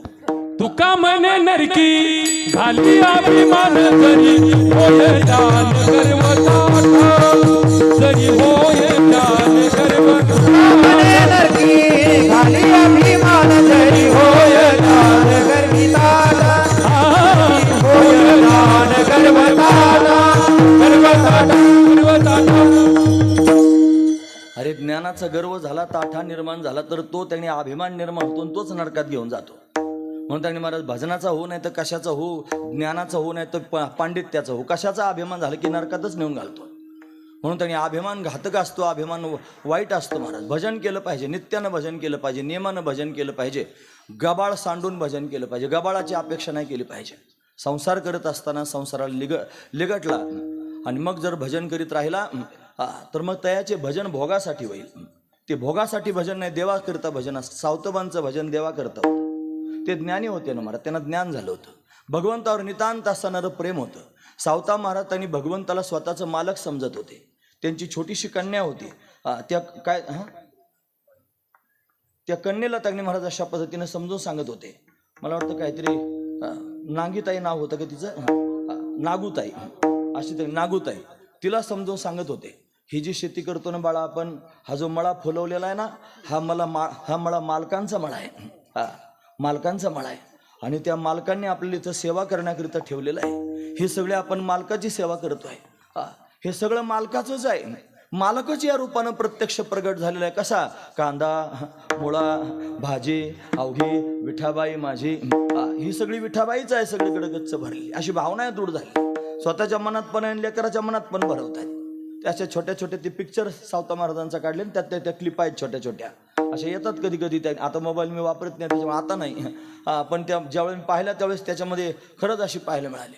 सावताबांना त्यांनी विचारायची ती नागूताई, ती म्हणायची आपले मालक कधी येणार आहेत? येतील ना मालक, त्यांना ज्या वेळेला वाटेल त्यावेळेला येतील. आपण मालकावर कशी बळजबरी करायची, आपण कसा हट्ट करायचा मालकाच्या समोर की मालका तुम्ही आलंच पाहिजे. त्यांना ज्या वेळेला वाटेल, त्यांना आपली ज्या वेळेला भेटण्याची इच्छा होईल त्यावेळेला येतील असं सांगायचे. आणि ती मात्र तयार व्हायची. पंढरपूरला वारकरी जायला निघाले की मग त्यांना सांगायचे आमचे बाबा म्हणतात की आमचा मालक पंढरपूरमध्ये उभा आहे आणि तो त्यांनी महाराज आम्हाला सांभाळणार आहे आणि आम्ही त्याची शेती करतो आहोत, आम्ही त्याचा मळा फुलवलेला आहे. तुम्ही चालले पंढरपूरला, गेल्यावर मालकाला सांगा बरं तुमचा मळा फार छान फुललेला आहे आणि तुम्ही त्यांनी कधीतरी मळा बघायला येत जावं, असा निरोप छोट्याशा लेकरांना द्यावा. तिच्या मनावर ते बिंबवलं होतं की आपल्या सगळ्यांचा मालक तो विठ्ठल आहे, पांडुरंग परमात्मा विटेवरती उभा आहे आणि त्याचीच आपण त्यांनी महाराज सेवक आहोत, त्याचंच हे काम आपण अशा पद्धतीने करतो आहोत. त्याला ज्या वेळेला वाटेल ना त्यावेळेला तो आपल्याला निश्चित भेटेल, हा त्यातला भाव. मग आपण काय केलं पाहिजे? आपल्या जागेवर आपण बसलं पाहिजे. आपल्या जागेवर बसून आपलं काम त्यांनी महाराज इमानदारीने केलं पाहिजे आणि हे काम करता करता त्या मालकाची आठवण केली पाहिजे, स्मरण केलं पाहिजे, ध्यान केलं पाहिजे, वाचन नारायण नारायण म्हणलं पाहिजे. कुठपर्यंत? जोपर्यंत समाधी लागत नाही तोपर्यंत. सारखी नामाची समाधी, भगवंताच्या नामानं समाधी प्राप्त होणं काही सामान्य गोष्ट आहे का? आता मला हरिपाठातलं ते प्रमाण आठवत नाही, म्हणून समाधी लागते भगवंताच्या नामानं. अशी त्यांनी नामानं लागलेली समाधी श्रेष्ठ. कशानं समाधी लागते? योगानं लागते. नाही, समाधी हरीचे समसुख होईन, ते समसुख झाल्यावरची समाधी सांगितली. असू द्या, आता नाही आठवायचं काय काय, असं आठव म्हणलं की आठवत नसले ते. म्हणून त्यांनी नामानं समाधी लागते, ज्ञानानं समाधी लागते, योगानं समाधी लागते, तशी नामानं सुद्धा समाधी लागते. अखंड भगवंताचं नामचिंतन करायचं आणि समाधी स्थिती अशा पद्धतीने समाधी प्राप्त करून घेण्याकरिता योग्याला फार कष्ट असतात. लक्षपूर्वक काय कमी काय सांगतो ते. मनुष्य शरीर जे म्हणा मानवी देह, या मानवी देहाचं वैशिष्ट्य आहे का, हे पॉवर स्टेशन आहे. याच्यामध्ये एक विषय समाधी शब्द आला म्हणून मला हे सांगायचं आहे. आता लक्षपूर्वक आहे का, योगी पुरुष समाधी लावण्याकरिता काय करतो? त्याला 8 अंगातून प्रवास करावा लागतो. यम, नियम, आसन, प्राणायाम, प्रत्याहार, धारणा, ध्यान, मग समाधी. 8 अंग आहेत. त्याला त्याची जीवन ऊर्जा जी मूलाधार चक्रामध्ये असते, रिप्रोडक्टिव्ह ऑर्गन्स, ज्याला मलमूत्र विसर्जनाची स्थान असं म्हणायचं, त्याला त्यांनी महाराज मानवी शरीरामध्ये संडास लघवीची जी जागा आहे त्याच्यामध्ये एक चरबट रेष आहे. त्या चरबट रेषेला शिवन असं म्हणतात. काय म्हणायचं? शिवन. आपण आईच्या गर्भात असताना खाली डोकन वर पाय केलेले होते. जसं पोतं त्यांनी महाराज पूर्ण भरल्यानंतर वरती त्याला काय करतात? शिवून घेतात, त्याला शिवण म्हणतात. तसं आपलं हे पोत आहे. आईच्या पोटात असताना खाली डोकन वर पाय होते, मग शिवून टाकायचं म्हणलं की त्या जागेवरती शिवलेलं आहे. तिथून सुरुवात आहे. तिथं एक चक्र आहे, त्याचं नाव आहे मूलाधार चक्र. ते पृथ्वी तत्वाचं आहे, त्याला 4 पाकळ्या आहेत, ते लाल रंगाचं आहे. त्याच्यावरती आलं की माकड हाडामध्ये आणि अशा पद्धतीने ओटीपोटाच्या मागच्या बाजूला एक चक्र आहे, त्याचं नाव आहे स्वाधिष्ठान चक्र. ते जलतत्वाचं आहे, त्याला 6 पाकळ्या आहेत. त्याच्यावरती आलं की मणिपूर चक्र, जे नाभिस्थानाच्या बरोबर मागच्या बाजूला आहे, त्याला मणिपूर चक्र म्हणतात. हे अग्नी तत्वाचं आहे, त्याला 10 पाकळ्या आहेत. त्याच्यावरती आलं की हृदयस्थानामध्ये अनाहत चक्र आहे, ते वायू तत्वाचं आहे. हे पाठीच्या मणक्यात आहेत. पहिलं मेरूचे शिखरी एक योगी निराकारी, ते वर्णन ते आहे. मला दत्तप्रभूंचं वर्णन आपण करतो की नाही, ते हा मेरू, त्यांनी मेरुदंड म्हणतात त्याला, पाठीच्या कण्याला. लक्षपूर्वक आहे का? आणि त्या मेरुदंडाच्या शिखरावर एक परमतत्व वास्तव्य करत आहे, त्याचं वर्णन चाललेलं आहे. मी तुम्हाला मणिपूर चक्रापर्यंत आणण्याच्या वरती अनाहत चक्र आहे, ते वायू तत्वाचं आहे, त्याला 12 पाकळ्या आहेत. त्याच्यावरती आलं की कंठस्थानामध्ये विशुद्ध चक्र आहे, हे त्यांनी महाराज आकाश तत्वाचं आहे, त्याला 16 पाकळ्या आहेत. त्याच्यावरती आलं की 2 भुवयांच्या मध्ये एक आज्ञा चक्र आहे, ते 2 पाकळ्यांचं आहे, तिथं शक्ती तत्व वास्तव्य करतं. आणि त्याच्यावरती गेलं की या मस्तक स्थानावरती सहस्त्रदल कमल आहे, त्याला हजारो पाकळ्या आहेत, ते परमात्मा तत्वाचं आहे. किती तत्व मी तुम्हाला सांगितले? पृथ्वी, आप, तेज, वायू, आकाश, हे पंचतत्व झाले. प्रकृती आणि परमात्मा किती झाले? 7. हे काय, हे कशातलं सांगितलं? या पिंडातलं सांगितलं. पिंडात आणि ब्रह्मांडात सारखंच आहे. पिंडी देहस्थिती आणि ब्रह्मांडी पसारा, म्हणून त्यांनी पिंडी ते ब्रह्मांडी हा शब्द सगळ्यांनी ऐकला. म्हणून याच पिंडात राहून भगवंताचं चिंतन करून तुम्हाला ती ऊर्जा जीवनी शक्ती ऊर्ध्व करीत त्यांनी सहस्त्रदल कमलापर्यंत नेता येते. ज्या वेळेला ही शक्ती ऊर्ध्व होऊन सहस्त्रदल कमलापर्यंत जाते त्यावेळेला त्याला समाधी लागत असते. या अभंगात समाधी शब्द आलेला आहे आणि त्या समाधीत तल्लीन झालेल्या आहेत. पण ही समाधी भगवान नारायणाच्या नावाची समाधी आहे हे मला सांगायचं आहे. सावतोबा तागणी महाराज आपल्या मुलीला उपदेश करतात, पत्नीला उपदेश करतात, सगळ्या जगाला उपदेश करतात. ते म्हणतात मी वैकुंठात जाणार नाही, मी पंढरीला जाणार नाही. मग वैकुंठीचा देव आणूया कीर्तनी, तिथला देवच इथं आम्ही त्या अशा पद्धतीने घेऊन येऊ. कशाच्या बळावर? भगवंताच्या नामचिंतनाच्या बळावर. म्हणून देव त्या प्रत्यक्ष खाली येऊ शकतो. म्हणून भगवत नामचिंतनाची समाधी तिथं मूलाधार चक्रामध्ये एक नाडी आहे, त्याचं नाव आहे ब्रह्मनाडी. त्या ब्रह्मनाडीच्या अंतर्गत असतात 3 नाड्या, इडा, पिंगला आणि सुषुम्ना, अशा 3 नाड्या असतात. मग काय होतं, योगी ज्यावेळेला साधना करतो तो वज्रासनात बसतो, गुदद्वाराला टाच लावतो. मग त्यांनी वरतून जाणारा प्राण आणि खाली जाणारा आपान, काय होतं, आपान वायू खाली जायचा बंद होतो, तो ऊर्ध्व होतो. आणि वरतून येणारा प्राण, त्या प्राण आपानाचं घर्षण होतं, भयंकर ऊर्जा निर्माण होते. मग ती कुंडलिनी शक्ती त्या मूलाधार चक्रात राहते, ती घाबरते, दोघांना परत फिरा म्हणते, ते परत फिरत नाही. मग ती घाबरून त्यांनी महाराज एका नाडीत प्रवेश करते, त्याला सुषुम्ना नाडी असं म्हणतात. त्या सुषुम्ना नाडीमध्ये ती घुसली की मग एका एका चक्राचं भेदन करते आणि त्या चक्राचं भेदन करून ती सहस्त्रदल कमलापर्यंत जाते. आणि मग त्यांनी त्या परमात्म्याचं आणि त्या शक्तीचं अशा पद्धतीने मिलन होतं. याला शिवशक्ती समावेशन असं म्हणतात. ही प्रक्रिया आहे, फार महत्त्वाचा विचार आहे महाराज. तुम्हाला आतापर्यंत बरा होता, आता हे असं सांगायला लागला, आता काय करायचं? मला विषय त्या प्रकारचा चिंतनाकरिता समोर आहे आणि म्हणून मला त्याच पद्धतीने तुमच्या समोर बोलायचं आहे. मग योगी पुरुषाला हे अशा पद्धतीने करून तिथपर्यंत जावं लागतं. पण भक्ताला मात्र यातलं काहीच करावं लागत नाही. भक्तानं फक्त नामचिंतन करावं लागतं. आणि अशा पद्धतीने तो नामचिंतन करायला लागला की या सगळ्या प्रक्रिया आपोआप घडतात आणि त्याची शक्ती त्यांनी ऊर्ध्व होते. तुकोबराय त्यांनी म्हणतात, पांडुरंगे सत्य केला अनुग्रह, निरसोनी संदेह बुद्धिभेद, जीव शिवा सेज रचिली आनंदे, आवटावी पदी आरोहण. आवटावी म्हणजे आऊट शब्द कळतो तुम्हाला? आऊट म्हणजे आऊट डोक्यात गेलेलं नाही. आऊट म्हणजे 3.5 आहे की नाही? पुरे आऊट की दीडकी होती की नाही? 3.5 म्हणून आऊट हात का मानव देह, आउट हाथ का मानव देह अल्लाह ने तुझ दिया. हो आउट हाथ का मानव देह अल्लाह ने तुझे दिया. खाया पिया सुख से सोया ना जमाना खोया.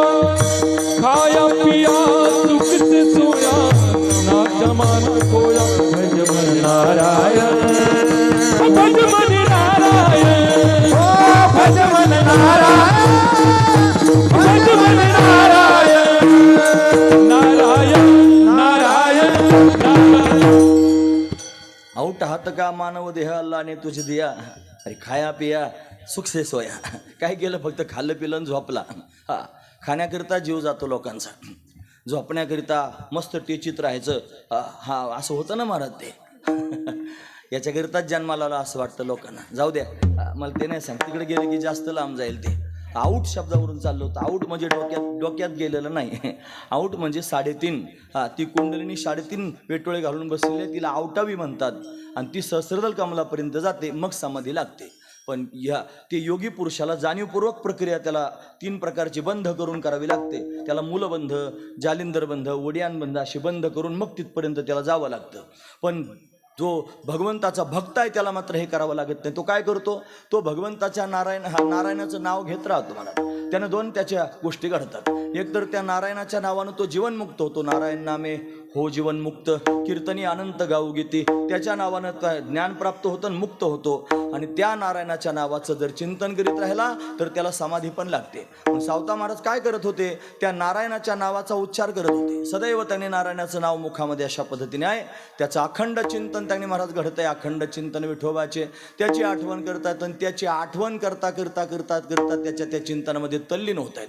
डोळे बंद आहेत, भगवंताला हृदयामध्ये अशा पद्धतीने आठवत आहेत. डोळे अर्धोन्मिलित त्याने अशा पद्धतीने झालेले आहेत. अशी अवस्था त्यांनी महाराज प्राप्त होते. आणि त्या चिंतनामध्ये चिंतने तद्रूपता. आता तुमची समाधी आहे, समाधी हरीची समसुख होईन. समसुख झाले आणि हरीच्या नावाची समाधीच लागली. अशी अवस्था त्यांनी महाराज तयार होते.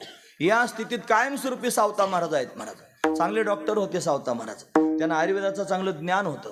कोणी आजारी पडला की आवर्जून त्यांना बोलावण्याकरिता येत होते. लोक असे भामटे असतात महाराज, जोपर्यंत आपलं काम असतं तोपर्यंत फार छान बोलतात. आणि नंतर त्यांनी महाराज त्यांची जात सुद्धा दाखवतात. हा महत्वाचा मुद्दा आहे. खोटं सांगत नाही मी तुम्हाला. ज्यावेळेला लोकांना गरज होती सावता महाराजांची त्यावेळेला फार राबून घेतलं लोकांनी सावता महाराजांकडून. फार सेवा करून घेतली. कोणी आजारी पडला की पहिले सावतोबांच्या घरी, आणि चला ना फार त्यांनी मनुष्य आजारी आहे. पण तेच लोक कसे फिरले बघा, जे छान म्हणतात ना. तुम्ही एक गोष्ट लक्षात ठेवा, तुमच्याकडे काहीतरी जोपर्यंत आहे ना मगाचं ते नाही का शीत तिथं भूतं असं म्हणतो ना, तसं तुमच्याकडे काही जोपर्यंत आहे तोपर्यंत तुम्हाला फार छान म्हणतील. तुमचे गुण जोपर्यंत दिसतात तोपर्यंत तुम्हाला फार छान म्हणतील, फार कौतुक करतील. पण ज्या दिवशी तुमच्या अंगातला एखादा दुर्गुण त्यांच्या डोळ्यासमोर येईल त्यावेळेला तुम्हाला त्यांनी वाईट म्हणण्याकरिता लोक रोजाना आणावे लागणार नाहीत. जे तुम्हाला छान म्हणत होते तेच सगळ्यात आधी तुम्हाला त्यांनी घाण म्हणायला तयार होतात. फक्त लक्षात ठेवा मी काय सांगतो ते. मग तेच त्यांनी येत असतात. म्हणून सावतोबांनी फार सेवा केली, समाजाची देव समजून सेवा केली. अरे ज्याला कांद्यात विठ्ठल दिसत होता, मुळ्यात विठ्ठल दिसत होता, भाजीत विठ्ठल दिसत होता, त्याला माणसात विठ्ठल दिसत नसेल काय? त्याला कानाकानात त्यांनी परमात्मा दिसत नसेल काय? म्हणून त्यांनी सगळीकडे त्यांनी महाराज परमात्मा जन बिजन झाले आमा, जन बिजन झाले आमा, जन विजन झाले आमा,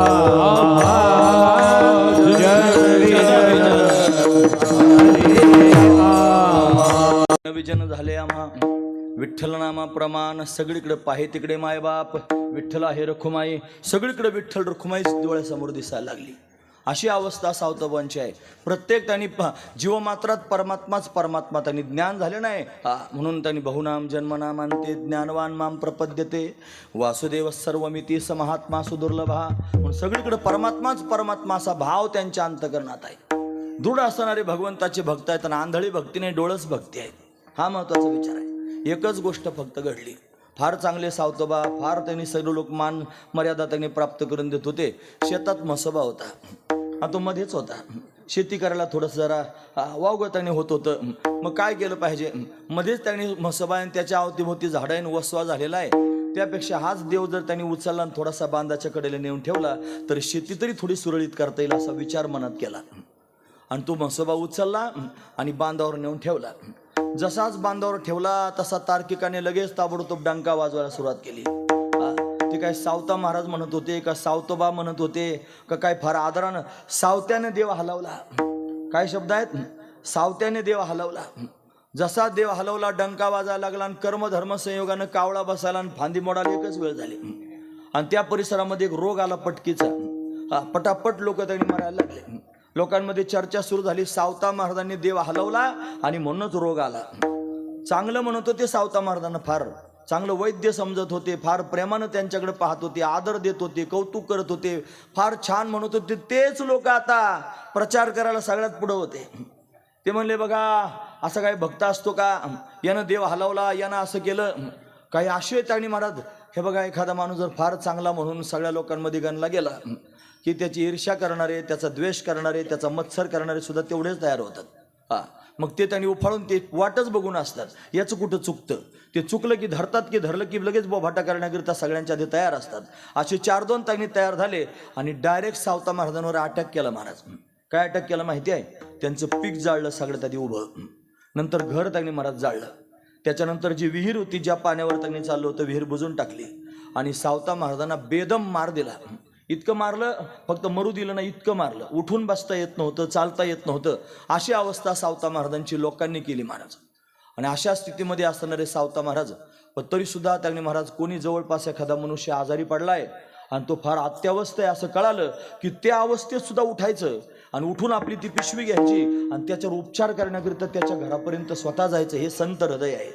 मृद सभाये नवीनीत तैसे सजनाचे चित्त, ज्याची अपंगिता नाही, ज्याची अपंगिता नाही, त्याची धरे. खरं तर हा साधू आहे. म्हणजे रंजले गांजले जसे असतील तसे हृदयाला लावले, तोच खरा साधू आहे महाराज. म्हणून मला एक कौतुक वाटतं, सांगू का? 9 वाजून गेलेले आहेत आणि तरी पण महाराज प्रमाण देत आहेत. म्हणजे गाणाऱ्या लोकांना असं वाटतं, बऱ्याच ठिकाणी असं पाहायला मिळतं की हे लवकर आता आवरून घेतलं पाहिजे, टाईम संपून गेला. एका ठिकाणी गाणाऱ्यांपैकी असा एक मनुष्य मी पाहिला, घड्याळाचा काटा झाल्याबरोबर टाळ ठेवून दिला. खरं सांगतो मी तुम्हाला, फार चांगला गायक होता. घड्याळाचा काटा पुढं ढळाला, लगेच टाळ ठेवून दिला, तिथं सुद्धा नाही बसला, निघून गेला. निर्धारित वेळ संपली, मी चाललो. हा, म्हणजे सगळ्यात आधी घाई कोण करतात? गाणारी मंडळी. त्यांना कळत नाही का 9 वाजून गेलेले आहेत म्हणून, तरी प्रमाण देत आहेत. एक प्रमाण द्यायचं म्हणजे 2 मिनटं तरी जातील की नाही, पण तरी प्रमाण देत आहेत म्हणजे तुम्ही घाई करीत नाहीत. धन्यवाद, खरं सांगतो. आणि दुसरी घाई असते लोकांना, त्यांना घरी जायची घाई असते, त्या घरी जाण्याच्या आधी जेवायची घाई असते. बरोबर 8:45च्या दरम्यान मंडप भरतो. ज्याला कीर्तन ऐकायचं असतं ना, तो बरोबर त्यांनी 6:45लाच येतो, तो नंबर लावून बसतो. आणि बाकीचे सुद्धा त्यांनी येतात लवकर. बरोबर येऊ द्या, माझा राग आला तर मरू द्या. काय करतील करून करून. हे लोक म्हणतील पुढच्या वर्षी हे खत बोलवीत जाऊ नका, खराब आहे असं म्हणतील. याच्यापेक्षा काय म्हणतील? माझं काय पडलं त्याच्या वाचून? ते जसे घरी बसून भजन करीत होते तसं मी घरी बसून भजन करू शकतो. मला तुमच्याकडून काय मागायचं आहे? मला तुमचं धन मागायचं का मान मागायचं आहे? मी कशा करता 8 तास करतोय? आणि एक शब्द बाजूला काढून दाखवा माझ्या बोलण्यातला, काय चुकीचं बोललो मी. इथपासून तिथपर्यंत कीर्तनातला एक शब्द तू अवांतर बोललास म्हणून दाखवा मला. मी सगळं तुमच्या हिताचं सांगतोय. मग हिताचं जर गोड लागत नसेल तर मग कशाला सांगायचं? उभ्या बाजारात कथा हेतून आवडे पंढरीन. आता भागवतात सांगितलंय, अभक्तांस्तांश विज्ञाय नददवस कथामृतम. ही कथा अभक्तांना द्यायची नाही, ही भक्तांना द्यायची. फार महत्वाचा विचार आहे. म्हणजे मी आता हनुमंताच्या शेपटीसारखा लांबवीत राहीन असं नाही. मला काही मुद्दे स्पष्ट तुमच्या समोर. अभंग फार गोड आहे मला. बघा, जीवनमुक्त शब्द सांगण्याकरिता मला फार फिरून यावं लागलं. आणि तो नुसता जीवनमुक्त नव्हता सांगायचा, संसारात असून जीवनमुक्त सांगायचा होता. आणि फक्त संसारातला जीवनमुक्त नाही, तो संसारात आहे, जीवनमुक्त आहे आणि भक्त आहे. हे फक्त भक्त झाला एवढंच नाही सांगायचं, आणि तो संसारात राहून जीवनमुक्त होऊन भक्त झाला म्हणून देव धावत आला, हे सांगायचं. फार महत्वाचा मुद्दा. अभंग किती गोड आहे बघा ना तुम्ही. सावतोबा संसारात आहेत, संसारात असून जीवनमुक्त आहेत, आणि जीवनमुक्त असून भगवंताची भक्ती करतायत. त्यांचा अधिकार फार वाढलेला आहे. त्याचा परिणाम काय झाला असेल तर देव स्वतः धावत आला असे धावत तया भेटी. देव भेटण्याकरिता आला. असं काय होतं देवानं भेटण्यासारखं त्यांच्याकडं? त्यांना भगवंताच्या नामचिंतनानं समाधी लागत होती. ही महत्वाची गोष्ट आहे. एवढी त्यांनी अवस्था लोकांनी केली वाईट, तरी सुद्धा भगवंताचं नाव सोडलं नाही महाराज. मग वैकुंठातला देव त्यांनी कीर्तनात उभा करीन, एवढं सामर्थ्य त्यांनी सावतबांच्या अंगात आहे. एवढं प्रेम अंतकरणामध्ये भगवंताविषयीचं उफाळून आलेलं आहे. लोकांनी मारलं तरी त्यांची सेवा करण्याकरिता जातात, त्याच्याकरिता त्यांच्या अंतकरणात प्रेम आहे, प्रेम. म्हणून सावता सागर प्रेमाचे आगर, तो प्रेमाचा आगर आहे. एक एक संत एका एका गोष्टी करतं. ज्ञानोबराय म्हणजे मूर्तिमंत ज्ञान, नामदेव महाराज मूर्तिमंत भक्ती, नाथ महाराज मूर्तिमंत शांती, तुकोबराय मूर्तिमंत वैराग्य, सावता महाराज मूर्तिमंत प्रेम. बस, सावता महाराज म्हणजे प्रेमाचा अवतार आहे. हे प्रेम सावता महाराजांच्या रूपानं प्रत्यक्ष प्रगट झाले. हेच ऐकण्यासारखं आहे. आजच्या दिवशी त्यांच्याविषयी हेच बोललं पाहिजे. प्रेम आहे म्हणून तर जात होते. कोणाचा अनमान केला नाही, कोणाचा रागराग केला नाही. लोकांनी अनिका न लगे रुसावे बहुता आपल्या संचिता वाचुन्या. परत उभं करण्याचा प्रयत्न केला, देवाचा मळा उभा करायचा, परत जाळला लोकांनी, तरी सुद्धा विहीर खांदायला लागले. कसं पाणी? दोघंच पती पत्नी आणि ती छोटीशी लेक त्यागनी महाराज सेवा करते आहे. ती विहीर फोडायचं काम परत सुरू केलं. पाणी कुठून येईन? भगवंताला घाम फुटला, घाम. ज्यांनी ज्यांनी त्रास दिला होता पंढरपूरच्या वारीला गेले होते, आणि वारीला बारी लागून त्यांनी अशा पद्धतीने देवाच्या दर्शनाला गेले. त्यांना देव दिसायचा बंद झाला, देवच दिसेना महाराज. ज्यांनी ज्यांनी छळ केला होता ते त्यांनी महाराज देवापुढे गेले, देव दिसायचा बंद झाला. नामदेव महाराज आले स्वतः. म्हणे काय झालं? अहो हे सगळे मंदिरात आले म्हणले, पण यांना देव दिसत नाही. नामदेव महाराजांना आश्चर्य वाटलं, का दिसत नाही? मग कळालं, हे सावतबांचा अपराध करून आलेले आहेत, आरणगावची मंडळी आहेत आणि सावतबांचा अपराध करून आलेले आहेत. आणि म्हणून देवानं यांच्यापासून लपायचं ठरवलं. अशा लोकांना मी भेटणारच नाही, दिसणार सुद्धा नाही. देव त्यांनी लपला. आणि सावतबा तर विहीर खांदतायत. आता काय केलं पाहिजे? दरदरून घाम आला देवाच्या अंगाला. आणि जी त्यांनी महापूजा सुरू झाली, ते सगळंची सगळं महापूजेचं पाणी आणि सावतबाच्या विहिरीत चिळकांड्याच उडायला लागल्या. सगळी विहीर त्यांनी अशा पद्धतीने गच्च भरली. देवानं तरतूद केली. पंढरीचं पाणी आरणगावला जात आहे, अजून विहीर साक्षीदार आहे महाराज ती. हा महत्वाचा विचार आहे. एवढं सामर्थ्य सावता महाराजांचं आहे. परत एकदा मळा फुलवला, आणि तो मळा फुलून भगवंताच्या भक्तीमध्ये तल्लीन झाले. किती तल्लीन त्यांनी अशा पद्धतीने असावं? अरे समाधीच लागली. नारायणाच्या नावाने नारायण नारायण अखंड त्यांनी महाराज वाचन म्हणत राहिले. डोळे बंद केले. उन्मलित असणारी स्थिती डोळ्याची त्यांनी झालेली आहे आणि समाधीचं सुख अशा पद्धतीने प्राप्त झालेलं आहे. या स्थितीत सावता महाराज जाऊन पोहोचले. नाथ महाराज वर्णन करून सांगतात. तलीने वाचे नारायण समाधी सुखे तलीने वाचे नारायण समाधी सुखे तलीने. हे कष्ट सहन करून सुद्धा परत एकदा हरीचा मळा फुलवला महाराज आणि मग भगवंताच्या चिंतनात मस्त झाले. एकच साधन आहे हरीचं नाम. नारायण नारायण नारायण नामे हो जीवनमुक्त. मस्त जीवनमुक्त स्थिती प्राप्त झालेली आहे. नारायणाच्या नामानं त्यांनी समाधी साधलेली आहे. उन्मलन डोळ्याचं आपण डोळे बंद करून त्यांनी बसलो आणि भगवत चिंतन लागले की आपोआप त्यांनी डोळे अर्धोन मिलित होतात. जो साधना करतो त्याला माहिती आहे. म्हणून तर त्याच्याकरिता तुम्हाला मी साधना पण सांगितली. कठीण आहे, कीर्तनात सांगण्याचा विषय नाही तो. तुम्ही 6वा अध्याय बघा ज्ञानेश्वरीतला कुंडलिनी योग त्याच्यात सांगितले. लोकांना ते आवडत नाही. लोक सारं त्यांनी सांगतील, फक्त 6व्या अध्यायावर काही प्रवचन कोणी करीत नाही. काही त्याच्यामध्ये हे सगळं गच्च भरलेलं आहे. कोणाला काय पडलं त्याच्या वाचून, कोण आज साधना करतो. पण हे साधनेचं फळ आहे मला. तुम्ही सावतोबांची समाधी बघा कशी सांगितली नामदेव महाराजांनी. ते म्हणले त्यांनी पहाटच्या वेळेला अशा पद्धतीनं नवजरे देह झाला शे संतप्त अशी त्यांनी स्थिती झाली. मग पुन्हा त्यांनी महाराज समाधी साधली, डोळे बंद करून घेतले. असं वर्णन त्यांनी नामदेव महाराजांनी त्या समाधीच्या अभंगांमध्ये केलेलं आहे. मग त्यांनी ती साधना केलेली आहे आणि अशा पद्धतीनं भगवंताचं चिंतन करायला लागले. मग मात्र त्यांनी महाराज सगळेच वारकरी पंढरपूरला जमा झाले होते. सगळ्या वारकऱ्यांचा जल्लोष त्यांनी होता. ज्ञानोबराय आले होते, नामदेव महाराज होते, ज्ञानी नाम भक्त त्यांनी सगळेजण होते. सावतोबा मात्र आपल्या घरीच त्यांनी भगवंताचं चिंतन करत होते. देवाला असं वाटलं की हे सगळे मला भेटले, याच्यात सगळ्यात प्रेमाचा भक्त जर कोण असेल तर सावता आहे. म्हणून तर शिरोमणी म्हणतात. देवाच्या शिरावरचा मस्तकावरचा मनीच आहे, त्याला भेटायला गेलं पाहिजे. म्हणून देव त्यांनी महाराज अशी अवस्था पाहून संसारात आहे, जीवनमुक्त आहे, माझी भक्ती करतो आहे, भेटायला गेलं पाहिजे. म्हणून तर आला भेटण्याकरिता धावत आला आणि पाहिलं तर काय आहे तर ते त्यांनी नारायण मुखानं त्यांनी म्हणता समाधीस्थ झाले आहेत. नेत्र त्यांनी उन्मिलित अशा पद्धतीने झालेले आहेत, अशा अवस्थेत गेलेले आहेत. मग भगवंतानं विचार केला, मी तर आलेलो आहे आणि सावता तर समाधीस्थ झालेला आहे. मग काय केलं पाहिजे, आता मी आलो हे कळालं पाहिजे ना. मग त्याला जाणीव करून देण्याकरिता मस्तकावर हात ठेवला आणि सावध होण्याकरिता देव त्यांनी सांगायला माथा ठेवून हात केला सावधान. माथा ठेवून हात केला सावधान. माथा ठेवून हात केला सावधान. माथा ठेवून हात केला सावधान. सावतोबा पंढरपूरला जात नव्हते, कधी देव पाहिला नसेल का. पंढरीचा देव पाहिला म्हणून तर त्याचं वर्णन करून सांगतात ना. ते गेलेच नाही पंढरपूरला. काही लोक म्हणतात कधी गेलेच नाही सावता महाराज पंढरपूरला. असं नाही महाराज. म्हणून त्यांनी आपण जसे पंढरपूरला जातो पंढरपूरला गेलंच पाहिजे असं त्यांनी म्हणतो. अशा रीतीनं पंढरपूरला ते जात नव्हते. पण पंढरपूरला जातच नव्हते हे म्हणायचं नाही. तो त्यांचा आराध्य देव आहे, ते त्याला मालक समजतायत. त्याचाच मला मी फुलवतोय असं म्हणतायत. म्हणून ठाईचं वय सोनी करा एक चित्त, आवडी आनंद आळवावा. संसारात राहून भगवंताचं भजन करतात, हे त्यातलं वर्म आहे. म्हणून तर अभंगाची सुरुवातच आहे संसारी असून जीवनमुक्त. म्हणून संसारात असून जीवनमुक्त भक्त आहेत, ते भगवंताची भक्ती करतायत. देवाला डोळ्यासमोर त्यांनी साठवत आहेत. देवाला त्यांच्याकडे जावं असं वाटलं. आपल्या कीर्तनाची सुरुवात इथूनच होती की आपल्याला देवाकडे का जावं लागतं आणि देव आपल्याकडे का येतो हे सांगता सांगता सुरुवात केली होती ना. उपक्रम करताना असाच होता. म्हणून त्यांनी ज्याला स्वतः करता भक्ती करायची त्याला देवाकडे जावं लागतं, आणि जो देवाकरता देवाची भक्ती करतो देव त्याच्याकडे येतो. सावतोबांची भक्ती स्वतः करता नाही, सावतोबाची भक्ती देवाला प्रसन्न करण्याकरता. मग देवाला प्रसन्न करण्याकरता जो भक्ती करतो देवाला त्याच्याकडे यावंच लागणार. त्याच्यामुळं आला आणि आल्यानंतर पाहिलं तर समाधी लागलेली आहे.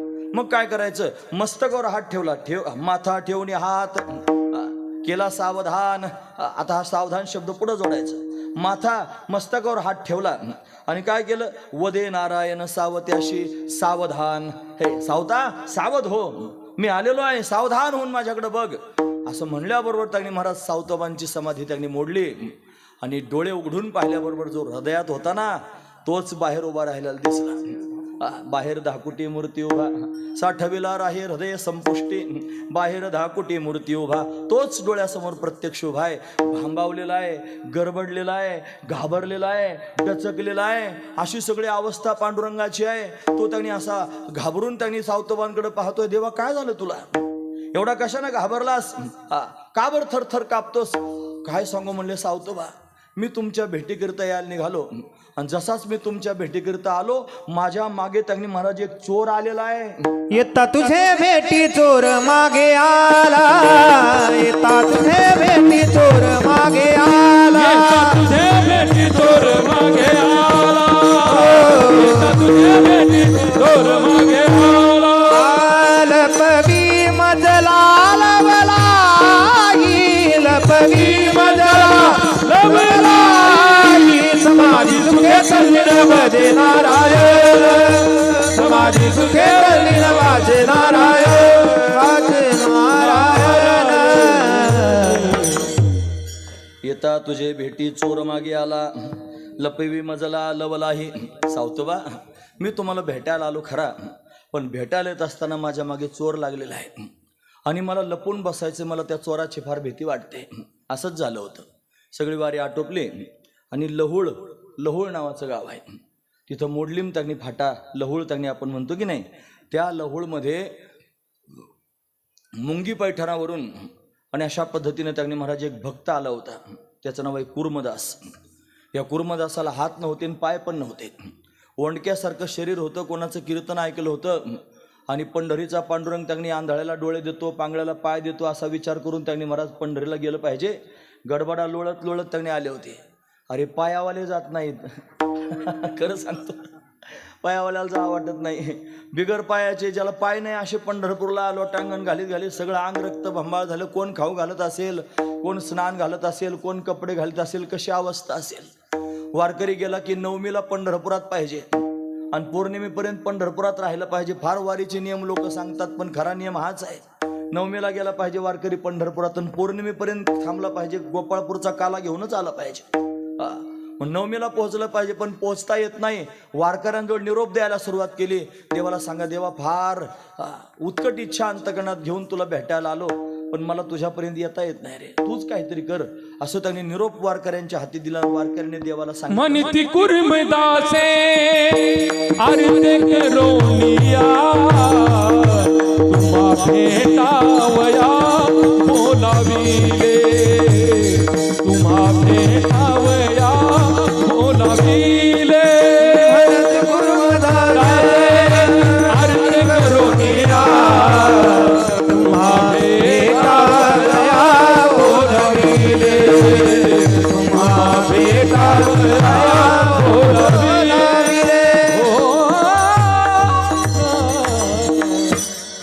वारकरी देवाला सांगायला लागले, म्हणते कुर्मदासे आर्त करून या, तुम्हा भेटावया बोलाविले.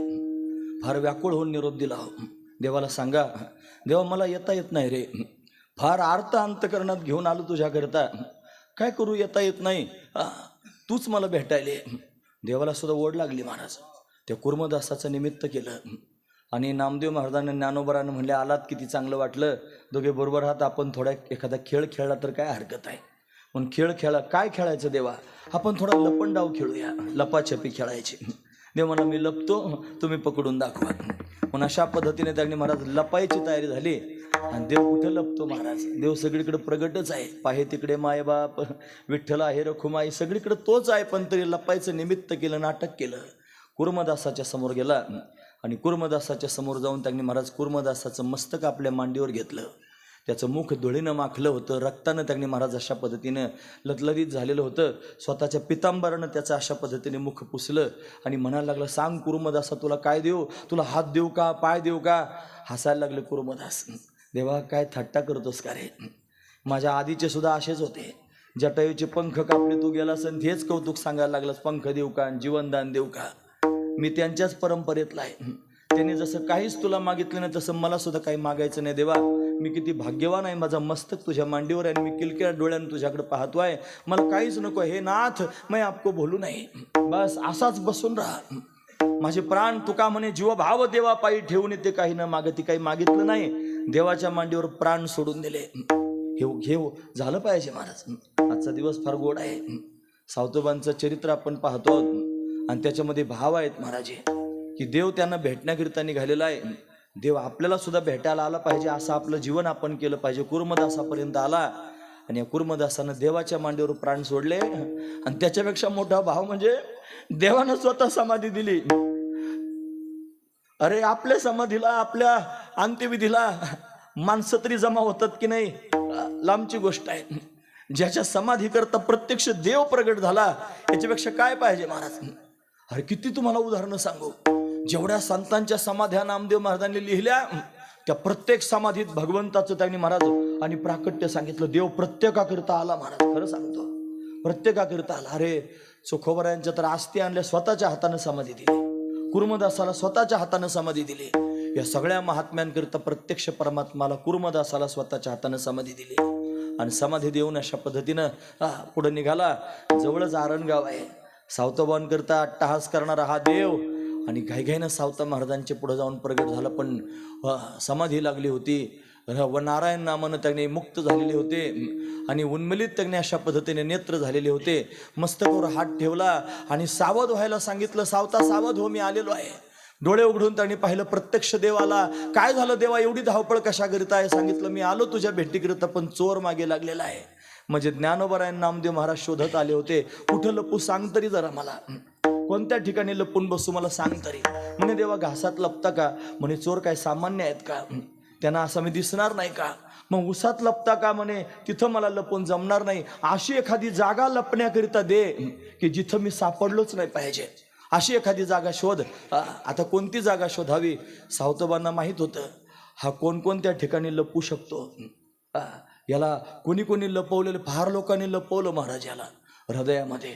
हृदय बंदीखाना केला. आता विठ्ठल कोंदीला, जनाबाई सारख्या त्यांनी म्हणतात, त्यांनी हृदयात लपवला. हनुमंतरायांना ती नवरत्नांची माळ दिली आणि दातानीच फोडली. का फोडता विचारलं तर म्हणे त्याच्यात राम आहे का शोधित होतो. म्हणे कुठं आहे राम? मग माझ्या हृदयात आहे.